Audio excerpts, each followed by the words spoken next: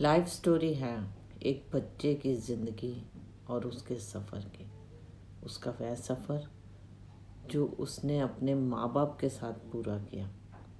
एक बहुत अलग सा वीडियो है जो कि पेरेंट्स को समर्पित है। कुछ पुष्प हैं जो हर बच्चे को अपने दिल में रखने चाहिए ताकि जो सैक्रिफाइसेस पेरेंट्स करते हैं उसकी एक झलक उन्हें भी मिल जाए। लेकिन ट्रेजेडी ये है कि यह सैक्रिफाइसेस समय पर कभी समझ नहीं आते। यह तो तभी समझ आते हैं जब वह खुद इस दौर से गुजरते हैं। प्लीज़ रिक्वेस्ट करती हूँ कि वीडियो को पूरा सुनना।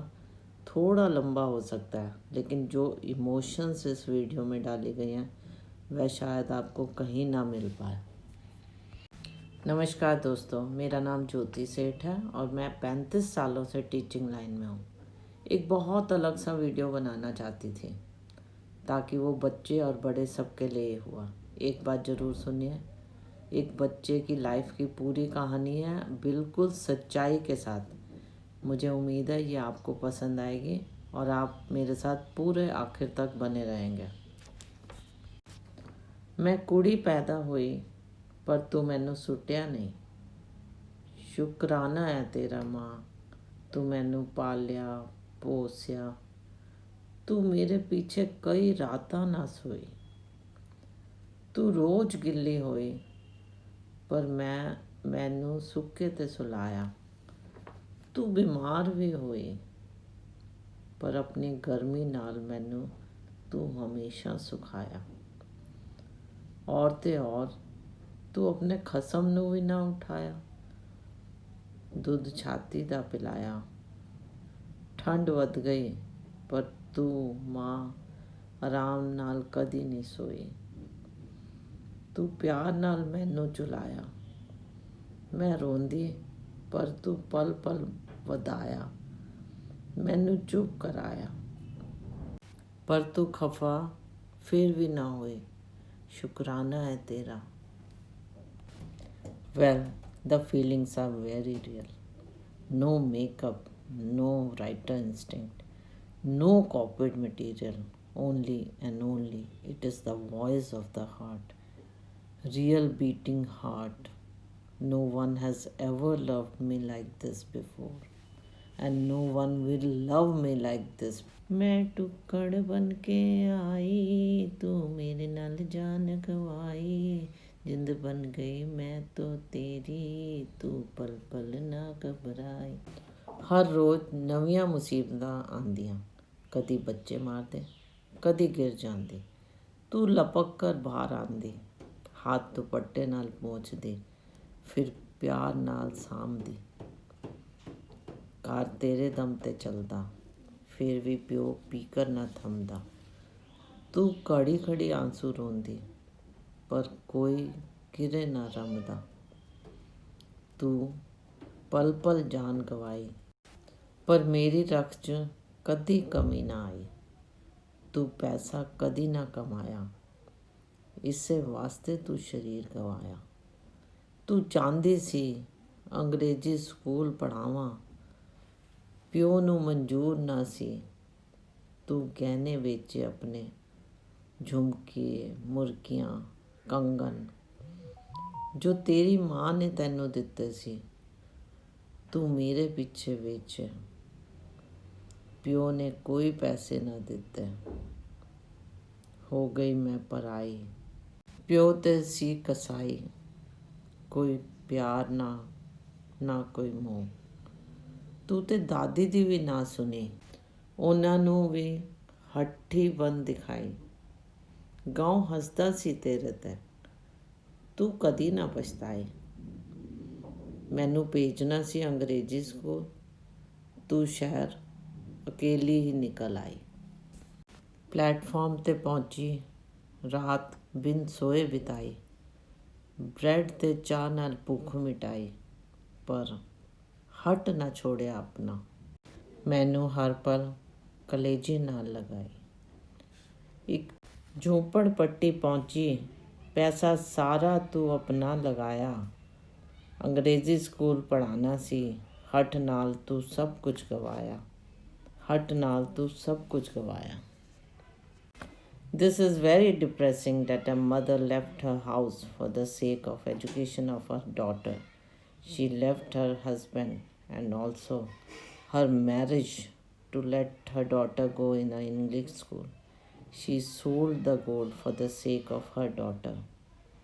She was only high school educated, but the progressive nature of the mother led her to leave her house and village. She sacrificed her whole life for the sake of the daughter. You may question, nobody told her to do so. Yes, very true. But the daughter was the only part of her body with which she did not want to compromise. Nobody told her to do so, but daughter was the mirror of her own life. She wanted herself to rise, which carried forward to her daughter. She saw her own picture in the mirror of her daughter. This is only one part of the story and true story. मैं car गवाया तेरा, मैं जान गवाई तेरी, कुड़ी जो बनकर आई तेरे काज सेंध लगाई। मैं कार गवाया तेरा, मैं जान गवाई तेरी, कुड़ी जो जम कर आई तेरे काज सेंध लगाई। बालियां जो उतरी तेरी मैनू समझ ना आया, तू सुंदरता दी मूरत मैनू फिर भी कुछ ना पाया, मैनू फिर भी कुछ ना पाया, मैनू फिर भी कुछ ना पाया। जिंदगी होर औखी हो गई, पर डर ना था तैनू, ना प्यो दा ना दादी दा। तू फ्री हो गई, आज़ाद हो गई। मैं समझिਆ ਤੂੰ ਆਜ਼ਾਦੀ ਚਾਹੁੰਦੀ ਸੀ, ਤੂੰ ਉਡਾਨ ਭਰਨਾ ਚਾਹੁੰਦੀ ਸੀ ਮੇਰੇ ਵਾਸਤੇ। ਮੈਨੂੰ ਅੰਗਰੇਜ਼ੀ ਸਕੂਲ ਦਾਖਲਾ ਕਰਾਇਆ, ਐਡਮਿਸ਼ਨ ਵੀ ਮਿਲ ਗਿਆ, ਲੇਕਿਨ ਫੀਸ ਬਹੁਤੀ ਸੀ। ਤੂੰ ਪ੍ਰਿੰਸੀਪਲ ਨੂੰ ਰਿਕੁਐਸਟ ਕੀਤੀ, ਤੂੰ ਉਹਦੇ ਘਰ ਪਹੁੰਚ ਗਈ, ਤੂੰ ਪੈਰ ਦਬਾਏ, ਤੂੰ ਰੋ ਕਰ ਦਿਖਾਇਆ, ਤੂੰ ਆਪਣਾ ਦੁੱਖ ਬਤਾਇਆ, ਦੁੱਖ ਜੋ ਤੂੰ ਛਿਪਾ ਕਰ ਰੱਖਿਆ ਹੋਇਆ ਸੀ। ਉਹਨੇ ਤੇਰੇ ਤੇ ਦਇਆ ਦਿਖਾਈ, ਆਪਣੇ ਘਰ 'ਚ ਵਾੜਿਆ। ਤੂੰ ਭਰੋਸਾ ਜਿੱਤਿਆ ਉਹਦਾ। ਹੇ ਮਾਂ, ਤੂੰ ਮੇਰੇ ਵਾਸਤੇ ਕੀ ਕੁਛ ਨਹੀਂ ਕੀਤਾ। ਤੂੰ ਉਹਦੇ ਘਰ 'ਚ ਕੰਮ ਕੀਤਾ, ਜੂਠੇ ਬਰਤਨ ਧੋਏ, ਬਰਤਨ ਪੋਚਾ ਕੀਤਾ। ਤੂੰ ਰੋਜ਼ ਇੱਕ ਪਲ ਮਿਹਨਤ ਕੀਤੀ। ਤੂੰ ਕੁੜੀ ਨੂੰ ਪੜ੍ਹਨ ਪਾਇਆ, ਇੱਕ ਸੰਤੋਸ਼ ਦੀ ਸਾਂਸ ਤੇਰੇ ਦਿਲ 'ਚ ਆਈ। ਤੂੰ ਫੇਰ ਵੀ ਖੁਸ਼ ਸੀ, ਆਪਣੀ ਆਜ਼ਾਦੀ ਜੀ ਰਹੀ ਸੀ। ਤੈਨੂੰ ਪਿਓ ਦੀ ਮਾਰ ਨਹੀਂ ਸਹਿਣੀ ਪੈਂਦੀ ਸੀ। ਦਾਦੀ ਦੇ ਕੜਵੇ ਬੋਲ ਤੇਰੇ ਤੋਂ ਬੜੇ ਪਿੱਛੇ ਹਟ ਗਏ। ਤੈਨੂੰ ਖੁਸ਼ ਵੇਖ ਮੈਂ ਵੀ ਬੜੀ ਖੁਸ਼ ਸੀ। ਤੈਨੂੰ ਡਰ ਲੱਗਦਾ ਸੀ, ਆਜ਼ਾਦੀ ਜੀ ਕਰ। ਤੂੰ ਕਦੀ ਆਜ਼ਾਦੀ ਦੀ ਹਵਾ 'ਚ ਸਾਹ ਹੀ ਨਾ ਲਿੱਤੀ ਸੀ। ਇਹਨੂੰ ਜੀਣਾ ਕਹਿੰਦੇ ਨੇ, ਤੈਨੂੰ ਪਤਾ ਵੀ ਨਹੀਂ ਸਾ। ਤੂੰ ਸੋਚਦੀ ਰਹੀ ਕਿ ਆਦਮੀ ਪੱਲੇ ਹੀ ਤੇਰੀ ਜ਼ਿੰਦਗੀ ਹੈ, ਮਾਰ ਖਾਣਾ ਤੇਰੀ ਕਿਸਮਤ ਸੀ। ਤੂੰ ਜੀਣਾ ਸਿੱਖਿਆ ਸੀ ਇੱਥੇ। ਕੰਮ ਤੇਰੇ ਵਾਸਤੇ ਬੋਝ ਨਾ ਸੀ। ਤੂੰ ਹੱਡ ਹਰਾਮ ਨਹੀਂ ਸੀ। ਤੂੰ ਮਿਹਨਤ ਕਰਕੇ ਸੌਂਦੀ ਸੀ। ਤੂੰ ਪਿਆਰ ਕੀਤਾ ਆਪਣੇ ਕੰਮ ਨਾਲ, ਆਪਣੀ ਉਡਾਨ ਨਾਲ। ਤੇਰੀ ਉਡਾਨ ਮੈਂ ਸੀ। ਮੈਂ ਵੀ ਸਮਝਦੀ ਸੀ, ਮੈਂ ਸਭ ਕੁਝ ਸਮਝਦੀ ਸੀ। ਤੂੰ ਮੇਰੀ ਕਿਤਾਬਾਂ ਨੂੰ ਪਿਆਰ ਨਾਲ ਸਮੇਟਦੀ ਸੀ। ਬਾਰਿਸ਼ ਆਉਂਦੀ ਅਤੇ ਝੁੱਗੀ 'ਚ ਪਾਣੀ ਭਰ ਜਾਂਦਾ। ਤੂੰ ਸਕੂਲ ਬੈਗ ਨੂੰ ਆਪਣੀ ਛਾਤੀ ਨਾਲ ਲਗਾ ਕਰ ਸੌਂਦੀ ਸੀ। ਪੜ੍ਹਾਈ ਤੇਰੇ ਵਾਸਤੇ ਪਾਠ ਸੀ। ਤੂੰ ਗੁਰਦੁਆਰੇ ਨਹੀਂ ਜਾਂਦੀ ਸੀ, ਬਾਬਾ ਜੀ ਤੇਰੇ ਕੋਲ ਆਉਂਦੇ ਸੀ। ਤੂੰ ਤਸਵੀਰ ਨਾਲ ਗੱਲਾਂ ਕਰਦੀ ਸੀ। ਤੂੰ ਸ਼ਿਕਾਇਤ ਕਰਦੀ ਸੀ ਉਹਨਾਂ ਨੂੰ ਕਿ ਅੱਜ ਨੰਬਰ 2 ਨੰਬਰ ਘੱਟ ਲਿਆਈ ਹੈ। ਤੂੰ ਮੈਨੂੰ ਕੁਝ ਨਹੀਂ ਕਹਿੰਦੀ ਸੀ, ਬਾਬਾ ਜੀ ਨਾਲ ਪਿਆਰ ਕਰਦੀ ਸੀ। ਬਾਬਾ ਜੀ ਦੀ ਤਸਵੀਰ 'ਤੇ ਸਜਦਾ ਕਰਦੀ ਸੀ। ਤੂੰ ਸਿਰ ਝੁਕਾਉਂਦੀ ਸੀ। ਤੂੰ ਮਿਹਨਤ ਕਰਕੇ ਖੁਸ਼ ਸੀ, ਸੌਂਦੀ ਸੀ ਅੰਦਰੋਂ ਹੱਸ ਕੇ। ਤੂੰ ਖੂਬ ਜਮਾਂਦੀ ਮਹਿਫਿਲ, ਜੱਪੀਆਂ ਪਾਉਂਦੀ ਤੂੰ ਕੱਸ ਕੇ। ਤੂੰ ਖੂਬ ਜਮਾਂਦੀ ਮਹਿਫਿਲ, ਜੱਪੀਆਂ ਪਾਉਂਦੀ ਤੂੰ ਕੱਸ ਕੇ। ਬਿੰਦੀ ਸੁਰਖੀ ਤੂੰ ਲਾਂਦੀ, ਪਿਓ ਨੂੰ ਯਾਦ ਕਰਕੇ। ਫਿਰ ਵੀ ਕਹਿੰਦੀ ਨਾ ਜਾਣਾ, ਵਾਪਿਸ ਫਰਿਆਦ ਕਰਕੇ। वापिस फरियाद करके, वापिस फरियाद करके। So have you seen the spirit of a mother who is obsessed with studies, no matter the difficulties are? The only bond of mother and the child was studies. मैं स्कूल जांदी, तू काम ते जांदी, रोज़ दी पढ़ाई तू मैनू रोज़ कोल बिठा के पढ़ांदी। तैनू डर सी कदे पढ़ाई ना छुट जाए। तू 5 जमात पढ़ी, मेरे को ट्यूटर दी तरह बहंदी सी। प्रिंसीपल मैडम दा तू दाया हाथ हो गई सी। एक फोन आंदा, तू मैनू लै भज्जी जांदी, मैनू उत्थे बिठा कर पढ़ांदी ते आप अपना काम करदी। मेरा टाइम खराब ना होए उहदे वास्ते तू कुछ भी कर सकदी सी। मैं प्राइमरी क्लास च अगे बढ़न लग गई। मैं जिन्ना पढ़दी तू उन्ना खुश होंदी। मैं होर अगे बढ़ती गई, पास होंदी गई। कोई समस्या आंदी, तू कोशिश करदी मैनू किसे को लै जांदी ताकि मैं समझ जावां। कौन कहंदा है कि माँ कोशिश करे ते बच्चा नहीं पढ़ सकता, पर तेरे वर्गी जान किसी ने नहीं लगानी सी। लोकी जान लगांदे ने, लेकिन तू आत्मा लगांदी सी। सहेलियां भी हसदी सी, लेकिन मैं तेरा बलिदान जानदी सी माँ। मैं तैनू कदी निराश नहीं किया।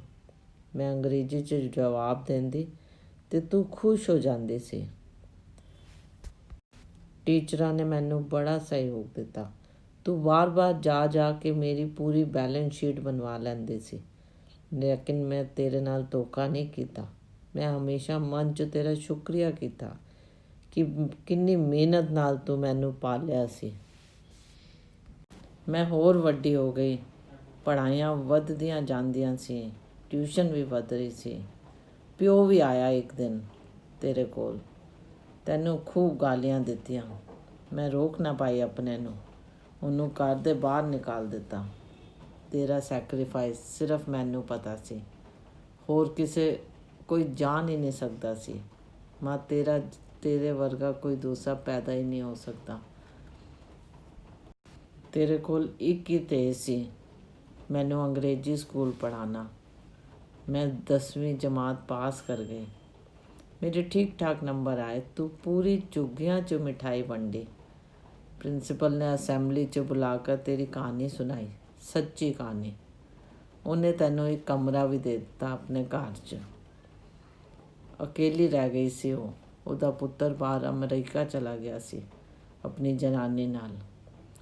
ਆਦਮੀ ਵੀ ਬੇਕਾਰ ਹੀ ਸੀ। ਮੈਡਮ ਜੀ ਨੂੰ ਸਮਝ ਹੀ ਨਾ ਪਾਇਆ। ਦੋਨਾਂ ਦੇ ਖਿਆਲਾਤ ਬਹੁਤ ਫਰਕ ਸੀ, ਪਰ ਤੂੰ ਦੋਨਾਂ ਦੇ ਵਿੱਚ ਦੇ ਇੱਕ ਬੌਂਡ ਬਣੀ ਹੋਈ ਸੀ। ਤੂੰ ਸਭ ਕੁਝ ਕਰਦੀ ਉਸ ਘਰ ਦੇ ਵਾਸਤੇ। ਤੇਰਾ ਨਾ ਅੱਗਾ ਨਾ ਪਿੱਛਾ, ਕੇਵਲ ਮੈਂ। ਤੈਨੂੰ ਕੋਈ ਫਿਕਰ ਨਹੀਂ ਸੀ ਮੇਰੇ ਵਿਆਹ ਦੀ। ਤੂੰ ਸੋਚਦੀ ਸੀ ਪੜ੍ਹਾਈ ਸਭ ਕੁਛ ਹੈ। मैडम जी रिटायर हो गई। तू सखा बन गई ਉਹਦੀ, सारे काम अपने जिम्मे ले लेते। वो भी खुश, तू भी खुश। मैडम जी ਦੇ ਆਦਮੀ ਵੀ ਚੱਲ ਗੁਜ਼ਰੇ, ਲੇਕਿਨ ਤੂੰ ਉਹਨਾਂ ਦਾ ਸਾਥ ਨਾ ਛੋੜਿਆ। ਕਦੀ ਕੌੜਾ ਵੀ ਬੋਲਦੀ ਸੀ, ਲੇਕਿਨ ਤੂੰ ਫਿਰ ਵੀ ਹੱਸ ਕੇ ਟਾਲ ਦਿੰਦੀ। ਮੈਨੂੰ ਪਤਾ ਸੀ ਤੂੰ ਇਹ ਸਭ ਮੇਰੇ ਵਾਸਤੇ ਕਰਨੀ ਆ। ਮੈਡਮ ਜੀ ਨੇ ਤੈਨੂੰ ਬਹੁਤ ਸਹਾਰਾ ਦਿੱਤਾ। ਤੂੰ ਵੀ ਉਹਨਾਂ ਦੀ ਬਹੁਤ ਸੇਵਾ ਕੀਤੀ। और इस दौरान मेरी 12वीं क्लास भी हो गई। मैं कभी बाहर नहीं गई। माँ ने किया भी, लेकिन मैं नहीं गई। मैनू लग्या कि पैसा बेकार होएगा, मैं बाहर जावांगी, घूमांगी, तेरे पैसे खर्च होएंगे। मैं कपड़ा भी घट ही पाती सी। जब किसी गरीब का बच्चा 12वीं करता है तो पता चलता है कि 12 साल पढ़ाई करना कितना मुश्किल है, लेकिन जब अमीर का बच्चा पढ़ाई करता है तो उन्होंने पता भी नहीं चलता।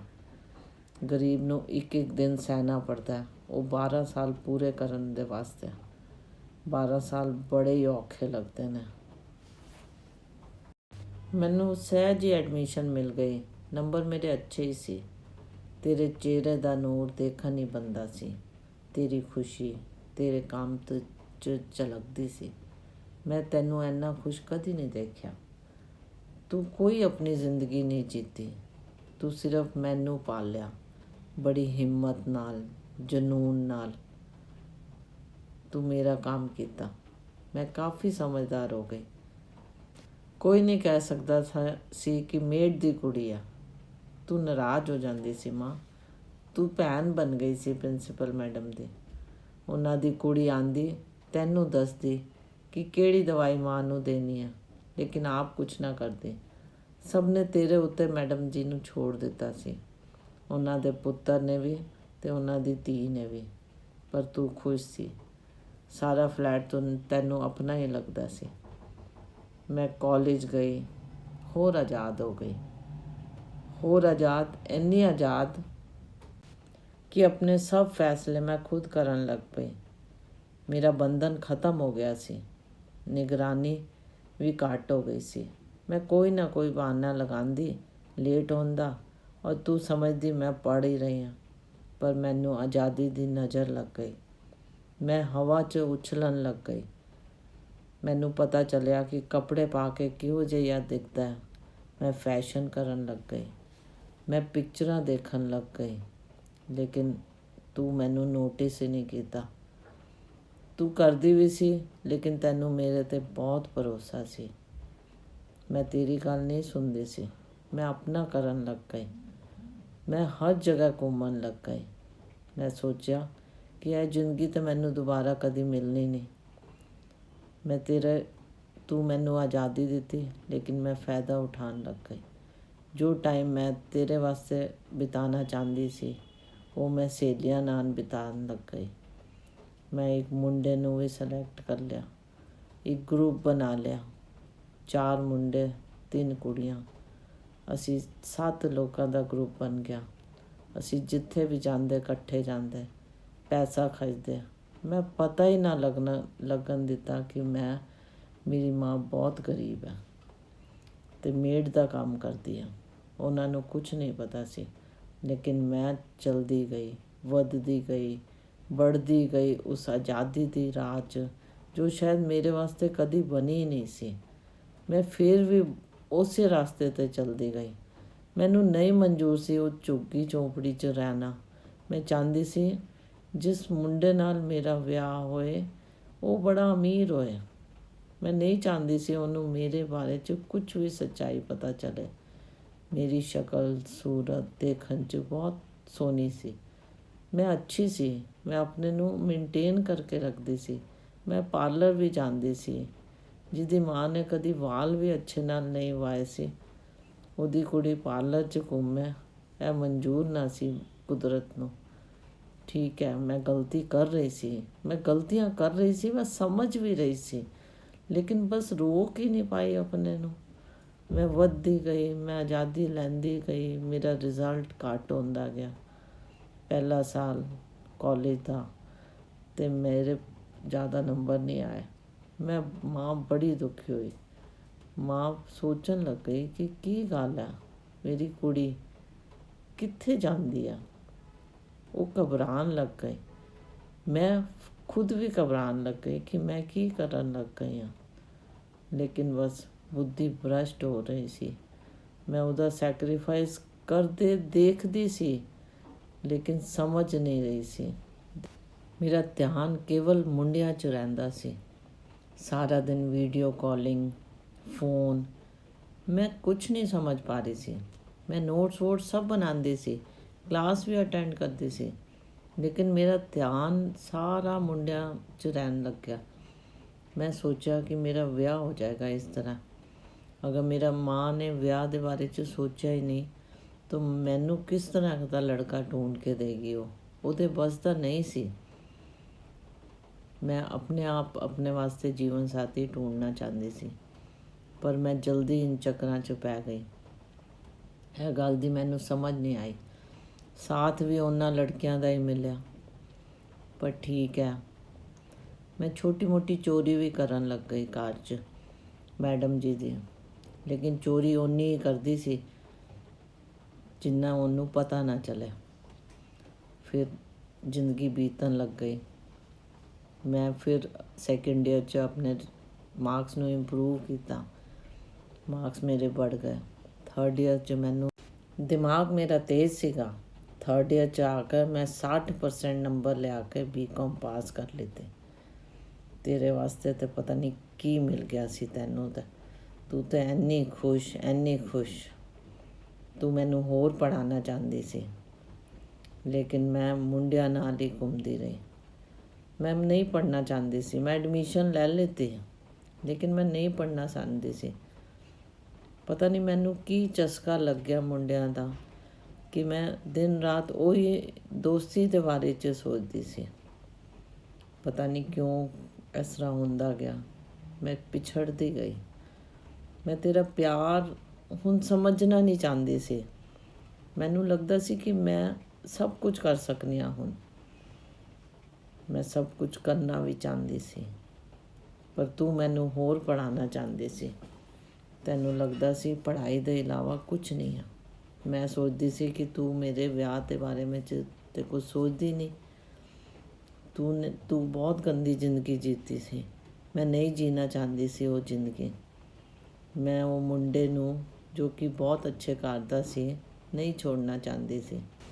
ਲੇਕਿਨ ਮੈਂ ਉਹਨੂੰ ਕੋਈ ਸੱਚਾਈ ਨਹੀਂ ਬਤਾਈ ਸੀ ਕਿ ਮੈਂ ਕੌਣ ਹਾਂ, ਮੈਂ ਕਿੱਥੋਂ ਆਈ ਹਾਂ। ਉਹਨੂੰ ਲੱਗਦਾ ਸੀ ਇਹ ਪ੍ਰਿੰਸੀਪਲ ਮੈਡਮ ਦਾ ਘਰ ਇੱਕ ਫਲੈਟ 'ਚ ਰਹਿੰਦੀ ਹੈ। ਮੈਂ ਨਹੀਂ ਬਤਾਉਣਾ ਚਾਹੁੰਦੀ ਸੀ ਸੱਚਾਈ। ਮੈਨੂੰ ਪਤਾ ਸੀ ਜਿਸ ਤਰ੍ਹਾਂ ਸੱਚਾਈ ਪਤਾ ਚੱਲੇਗੀ ਤਾਂ ਉਹਨੂੰ ਪਤਾ ਚੱਲੇਗਾ ਕਿ ਮੈਂ ਮੇਡ ਦੀ ਕੁੜੀ ਹਾਂ ਅਤੇ ਉਹ ਮੈਨੂੰ ਛੱਡ ਦੇਗਾ। ਮੈਂ ਧੋਖਾ ਦੇਣਾ ਚਾਹੁੰਦੀ ਸੀ ਉਹਨੂੰ। ਮੈਂ ਧੋਖੇ ਨਾਲ ਵਿਆਹ ਕਰਨਾ ਚਾਹੁੰਦੀ ਸੀ। ਮੈਨੂੰ ਸੀ ਕਿ ਕਿਸੇ ਤਰ੍ਹਾਂ ਵਿਆਹ ਹੋ ਜਾਏ ਅਤੇ ਫਿਰ ਤਾਂ ਉਹਨੂੰ ਮੈਨੂੰ ਐਕਸੈਪਟ ਕਰਨਾ ਹੀ ਪਏਗਾ। ਇੱਕ ਦਿਨ ਉਹ ਮੈਨੂੰ ਘਰ ਵੀ ਲੈ ਗਿਆ ਆਪਣੀ ਮਾਂ ਨਾਲ ਮਿਲਾਉਣ। ਬਹੁਤ ਸੁੰਦਰ ਫਲੈਟ ਸੀਗਾ। ਮੈਂ ਦੇਖ ਕੇ ਬਹੁਤ ਖੁਸ਼ ਹੋਈ। ਮੈਂ ਉਸੇ ਤਰ੍ਹਾਂ ਦੇ ਸੁਪਨੇ ਲੈਣ ਲੱਗ ਗਈ। ਮੈਂ ਲੈਣ ਲੱਗ ਗਈ ਸੁਪਨਾ ਕਿ ਮੇਰਾ ਵਿਆਹ ਇਸ ਮੁੰਡੇ ਨਾਲ ਹੋ ਗਿਆ ਹੈ। ਮੈਂ ਉਹਦੇ ਬਾਰੇ 'ਚ ਸੋਚਦੀ। ਲੇਕਿਨ ਮਾਂ, ਤੂੰ ਮੇਰੇ ਵਿਆਹ ਦੇ ਬਾਰੇ 'ਚ ਕਦੇ ਨਹੀਂ ਸੋਚਿਆ। ਮੈਂ ਇਨਸਿਕਿਉਰ ਹੋ ਗਈ ਸੀ ਕਿ ਪਤਾ ਨਹੀਂ ਤੂੰ ਮੇਰਾ ਵਿਆਹ ਕਰੇਂਗੀ ਕਿ ਨਹੀਂ ਕਰੇਂਗੀ। ਸ਼ਾਇਦ ਤੂੰ ਮੈਨੂੰ ਵੀ ਇਸ ਤਰ੍ਹਾਂ ਹੀ ਰੱਖ ਦੇਂਗੀ ਜਿਸ ਤਰ੍ਹਾਂ ਤੂੰ ਰਹੀ ਆ। ਪਤਾ ਨਹੀਂ ਇੱਕ ਭਰੋਸਾ ਜੋ ਸੀ ਉਹ ਤੇਰੇ ਉੱਤੇ ਜੋ ਸੀ ਉਹ ਮੇਰਾ ਟੁੱਟ ਗਿਆ। ਇੱਕ ਦਿਨ ਮੈਂ ਬਹੁਤ ਹਿੰਮਤ ਕੀਤੀ, ਤੇਰੇ ਨਾਲ ਗੱਲ ਕੀਤੀ, ਉਸ ਮੁੰਡੇ ਦੇ ਬਾਰੇ 'ਚ ਤੈਨੂੰ ਸਭ ਕੁਝ ਦੱਸਿਆ। ਮੈਂ ਉਹਦੀ ਸਾਰੀ ਇਨਕੁਆਇਰੀ ਕਰ ਲਿੱਤੀ ਸੀ। ਮੈਂ MCom 'ਚ ਵੀ ਪੜ੍ਹਨ ਲੱਗ ਗਈ ਸੀ। ਥੋੜ੍ਹੀ ਸਮਝ ਆ ਵੀ ਰਹੀ ਸੀ, ਲੇਕਿਨ ਸੱਚਾਈ ਨੂੰ ਨੰਗੀਆਂ ਅੱਖਾਂ ਨਾਲ ਮੈਂ ਵੇਖਣਾ ਹੀ ਨਹੀਂ ਚਾਹੁੰਦੀ ਸੀ। ਤੂੰ ਪਰੇਸ਼ਾਨ ਹੋ ਗਈ। ਤੂੰ ਸੋਚਿਆ ਕਿ ਇਹ ਰਿਸ਼ਤਾ ਕਿਸ ਤਰ੍ਹਾਂ ਹੋਏਗਾ, ਕਿਉਂਕਿ ਤੂੰ ਮੈਨੂੰ ਕਿਹਾ ਕਿ ਉਹਨੂੰ ਸੱਚਾਈ ਦੱਸ ਦੇ। ਮੈਂ ਨਹੀਂ ਮੰਨਦੀ ਸੀ। ਤੂੰ ਮੈਡਮ ਜੀ ਨਾਲ ਵੀ ਗੱਲ ਕੀਤੀ। ਮੈਡਮ ਜੀ ਨੇ ਵੀ ਮੈਨੂੰ ਬੁਲਾਇਆ ਔਰ ਇਹੋ ਕਿਹਾ ਕਿ ਉਹਨੂੰ ਸੱਚਾਈ ਦੱਸਿਓ, ਤਦ ਦੇਖ ਤੂੰ ਉਹਦਾ ਰਿਐਕਸ਼ਨ। ਲੇਕਿਨ ਬਸ ਮੁੰਡਾ ਤਾਂ ਬਿਜ਼ਨਸ 'ਚ ਪੈ ਗਿਆ ਸੀ। ਪਿਓ ਦਾ ਅੱਛਾ ਬਿਜ਼ਨਸ ਸੀ। ਵੱਡੀਆਂ 2 ਗੱਡੀਆਂ ਵੀ ਸੀ। ਕਾਲਜ ਵੀ ਗੱਡੀ 'ਚ ਆਉਂਦਾ ਸੀ। ਲੇਕਿਨ ਉਹ ਵੀ ਬੇਵਕੂਫ ਸੀ। ਉਹ ਮੇਰੀ ਸੱਚਾਈ ਜਾਣ ਹੀ ਨਹੀਂ ਪਾਇਆ। ਮੈਂ ਇੰਨੀ ਰਿਫਾਈਨਡ ਹੋ ਚੁੱਕੀ ਸੀ ਝੂਠ ਬੋਲ ਕੇ ਕਿ ਮੈਂ ਕੋਈ ਵੀ ਮੌਕਾ ਨਹੀਂ ਛੋੜਦੀ ਸੀ ਕਿ ਮੈਂ ਝੂਠ ਬੋਲਾਂ ਅਤੇ ਉਹਦੀ ਨਜ਼ਰਾਂ 'ਚ ਉੱਠ ਜਾਵਾਂ। ਪਤਾ ਨਹੀਂ ਹੈ ਮੇਰਾ ਦਿਮਾਗ ਕਿਸ ਤਰ੍ਹਾਂ ਕੰਮ ਕਰ ਰਿਹਾ ਸੀ। ਮੈਨੂੰ ਕੁਝ ਸਮਝ ਨਹੀਂ ਆਉਂਦਾ ਸੀ। ਮੈਡਮ ਜੀ ਮੈਨੂੰ 2-3 ਵਾਰੀ ਬੁਲਾਇਆ, ਬੋਲਿਆ ਕਿ ਉਸ ਮੁੰਡੇ ਨੂੰ ਇੱਥੇ ਬੁਲਾ ਲਾ, ਅਸੀਂ ਗੱਲ ਕਰਾਂਗੇ। ਲੇਕਿਨ ਮੈਨੂੰ ਇਹ ਡਰ ਸੀ ਅਗਰ ਮੈਂ ਇੱਥੇ ਬੁਲਾ ਲਿਆਈ ਅਤੇ ਉਹ ਮੁੰਡਾ ਮੈਨੂੰ ਛੱਡ ਦੇਗਾ। ਲੋਕ ਕਹਿੰਦੇ ਨੇ ਪਿਆਰ ਅੰਧਾ ਹੁੰਦਾ। ਮੈਂ ਸੋਚਦੀ ਸੀ ਨਹੀਂ, ਪਿਆਰ ਸਭ ਕੁਝ ਵੇਖਦਾ। ਪਿਆਰ ਅੰਧਾ ਬਿਲਕੁਲ ਨਹੀਂ ਹੁੰਦਾ ਬੱਚਿਆਂ ਦਾ। ਉਹ ਸਭ ਕੁਝ ਦੇਖਦਾ। ਅਗਰ ਮੈਂ ਉਹਨੂੰ ਦੱਸ ਦਿੰਦੀ ਅਤੇ ਕਿਆ ਉਹ ਮੇਰੇ ਨਾਲ ਘੁੰਮਦਾ? ਉਹਦੀ ਮਾਂ ਵੀ ਮੈਨੂੰ ਫੋਨ ਕਰਦੀ, ਮੇਰੇ ਨਾਲ ਗੱਲਾਂ ਕਰਦੀ। ਉਹ ਕੋਸ਼ਿਸ਼ ਕਰਦੀ ਮੇਰੇ ਘਰ ਦੇ ਬਾਰੇ 'ਚ ਜਾਣਨ ਵਾਸਤੇ, ਲੇਕਿਨ ਮੈਂ ਝੂਠ ਬੋਲਣ 'ਚ ਬੜੀ ਐਕਸਪਰਟ ਹੋ ਗਈ ਸੀ। ਮੈਨੂੰ ਪਤਾ ਸੀ ਇਹ ਮੇਰਾ ਸਾਥ ਛੁੱਟ ਜਾਣਾ। ਇਸ ਵਾਸਤੇ ਮੈਂ ਬੜੀ ਸਫਾਈ ਨਾਲ ਝੂਠ ਬੋਲਦੀ ਸੀ। ਇੰਨਾ ਝੂਠ ਮੈਂ ਬੋਲ ਚੁੱਕੀ ਸੀ ਕਿ ਹੁਣ ਮੈਂ ਪਿੱਛੇ ਨਹੀਂ ਜਾ ਸਕਦੀ ਸੀ। ਮੈਂ ਉਹਨੂੰ ਸੱਚਾਈ ਦੱਸਦੀ, ਇਹ ਮੇਰੇ ਵੱਸ ਦਾ ਨਹੀਂ ਸੀ। ਮੈਂ ਰੋਜ਼ ਘੁੰਮਦੀ, ਮੈਂ ਮਜ਼ਾ ਲੈਂਦੀ, ਮੈਂ ਉਹਦਾ ਸਾਥ ਇੰਜੋਏ ਕਰਦੀ, ਲੇਕਿਨ ਸੱਚਾਈ ਕਦੀ ਨਾ ਦੱਸਦੀ। ਹੋਟਲਾਂ 'ਚ ਵੀ ਘੁੰਮਦੀ। ਮੈਡਮ ਜੀ ਦੇ ਫਲੈਟ ਦਾ ਮੈਂ ਬਹੁਤ ਫਾਇਦਾ ਉਠਾਇਆ। ਕਿਸੇ ਨੂੰ ਇਹ ਪਤਾ ਨਾ ਲੱਗਿਆ ਕਿ ਇਹ ਉਹਦੇ ਮਾਂ-ਬਾਪ ਦਾ ਫਲੈਟ ਨਹੀਂ ਹੈਗਾ। ਕਿਸੇ ਨੂੰ ਨਹੀਂ ਪਤਾ ਸੀ ਕਿ ਮੈਂ ਮੇਡ ਦੀ ਕੁੜੀ ਹਾਂ। ਮੈਂ ਸਭ ਕੁਝ ਇੰਜੋਏ ਕੀਤਾ ਜ਼ਿੰਦਗੀ 'ਚ। ਮੈਂ ਪੜ੍ਹਦੀ ਵੀ ਗਈ, M.Com ਵੀ ਕੀਤੀ ਅਤੇ ਮੈਂ ਇੰਜੋਏ ਵੀ ਕੀਤਾ। ਮੈਂ ਨਹੀਂ ਚਾਹੁੰਦੀ ਸੀ ਕੋਈ ਵੀ ਮੇਰੀ ਸੱਚਾਈ ਜਾਣੇ। ਸਾਡਾ ਮਿਲਣਾ ਜੁਲਣਾ ਜ਼ਿਆਦਾ ਵਧਣ ਲੱਗ ਗਿਆ। ਮਾਂ ਹੋਰ ਫਿਕਰ 'ਚ ਪੈ ਗਈ। ਸੋਚਦੀ ਸੀ, ਬਾਰ-ਬਾਰ ਕਹਿੰਦੀ ਸੀ ਉਹਨੂੰ ਸੱਚਾਈ ਦੱਸਦਾ। ਮੈਂ ਨਹੀਂ ਚਾਹੁੰਦੀ ਸੀ ਕਿ ਬਈ ਉਹਨੂੰ ਮੇਰੇ ਬਾਰੇ 'ਚ ਕੁਝ ਵੀ ਪਤਾ ਚੱਲੇ। ਉਹ ਤਾਂ ਇਹੀਓ ਸੋਚਦਾ ਸੀ ਕਿ ਪ੍ਰਿੰਸੀਪਲ ਮੈਡਮ ਦੀ ਜੀ ਭੈਣ ਹੈ, ਗਰੀਬ ਭੈਣ ਹੈ, ਬਸ ਉਹਨਾਂ ਦੇ ਨਾਲ ਰਹਿੰਦੀ ਹੈ ਅਤੇ ਇਹ ਉਹਨਾਂ ਦੀ ਕੁੜੀ ਹੈ। ਉਸ ਤੋਂ ਜ਼ਿਆਦਾ ਉਸ ਮੁੰਡੇ ਨੂੰ ਕੁਝ ਨਹੀਂ ਪਤਾ ਸੀ ਅਤੇ ਮੈਂ ਵੀ ਬਹੁਤ ਸਤਰਕ ਸੀ। ਮੁੰਡੇ ਦੇ ਮਾਂ-ਪਿਓ ਜ਼ਰਾ ਵੀ ਪਰੇਸ਼ਾਨ ਨਹੀਂ ਸੀ। ਉਹਨਾਂ ਨੂੰ ਲੱਗਦਾ ਸੀ ਕਿ ਕੁੜੀ ਗਰੀਬ ਘਰ ਦੀ ਹੈ ਪਰ ਭਲੀ ਹੈ। ਉਹ ਮੇਰੇ 'ਤੇ ਟਰੱਸਟ ਕਰਨ ਲੱਗਦੇ ਸੀ। ਉਹਦੀ ਮਾਂ ਕਈ ਵਾਰੀ ਮੈਨੂੰ ਫੋਨ ਕਰਦੀ। ਉਹਨੂੰ ਲੱਗਦਾ ਸੀ ਇਹੋ ਜਿਹੀ ਸਮਝਦਾਰ ਕੁੜੀ ਉਹਨੂੰ ਨਹੀਂ ਮਿਲ ਸਕਦੀ, ਕਿਉਂਕਿ ਮਾਹੌਲ ਇੰਨਾ ਖਰਾਬ ਚੱਲ ਰਿਹਾ ਅੱਜ ਕੱਲ੍ਹ। ਮੈਂ ਉਹਦੇ ਹੀ ਸੁਪਨੇ ਦੇਖਦੀ, ਉਹਦੇ ਨਾਲ ਹੀ ਜ਼ਿੰਦਗੀ ਬਿਤਾਉਣ ਦੇ ਤਰ੍ਹਾਂ ਤਰ੍ਹਾਂ ਦੇ ਤਰੀਕੇ ਦੇਖਦੀ। ਇਹ ਵੀ ਸੋਚਦੀ ਕਿ ਬਈ ਇਹ ਕਿਸ ਤਰ੍ਹਾਂ ਹੋਏਗਾ, ਲੇਕਿਨ ਬਸ ਸਭ ਕੁਝ ਹੁੰਦਾ ਚਲਾ ਗਿਆ। ਫਿਰ ਉਹ ਦਿਨ ਤਾਂ ਆਉਣਾ ਹੀ ਸੀ ਜਿਸ ਦਿਨ ਸੱਚਾਈ ਪਤਾ ਲੱਗਦੀ, ਕਿਉਂਕਿ ਉਹਦੀ ਮਾਂ ਇੱਕ ਦਿਨ ਮੇਰੇ ਘਰ ਆ ਗਈ। ਮੈਂ ਨਹੀਂ ਸੀ ਉਸ ਦਿਨ, ਸਿਰਫ ਪ੍ਰਿੰਸੀਪਲ ਮੈਡਮ ਜੀ ਸੀ। ਉਹਨਾਂ ਨੇ ਗੱਲ ਕੀਤੀ, ਉਹਨਾਂ ਨੇ ਬਹੁਤ ਗੋਲ-ਮੋਲ ਗੱਲ ਕੀਤੀ। ਉਹਨਾਂ ਨੂੰ ਵੀ ਪਤਾ ਸੀ ਕਿ ਇਹ ਸਭ ਹੋ ਸਕਦਾ ਅਤੇ ਬੱਚੇ ਨੂੰ ਝਟਕਾ ਵੀ ਲੱਗ ਸਕਦਾ। ਮੈਡਮ ਜੀ ਨੇ ਮੇਰੀ ਇੱਜ਼ਤ ਜ਼ਰਾ ਵੀ ਖਰਾਬ ਨਹੀਂ ਹੋਣ ਦਿੱਤੀ। ਉਹਨਾਂ ਨੇ ਸਭ ਕੁਝ ਆਪਣੇ ਸਿਰ 'ਤੇ ਲੈ ਲਿਆ। ਉਸ ਤਰ੍ਹਾਂ ਗੱਲ ਕੀਤੀ ਕਿ ਬਈ ਲੜਕੇ ਨੂੰ ਕੁਝ ਪਤਾ ਹੀ ਨਾ ਲੱਗੇ, ਲੇਕਿਨ ਇਹ ਸਿਰਫ ਇੱਕ ਤਰੀਕਾ ਸੀ।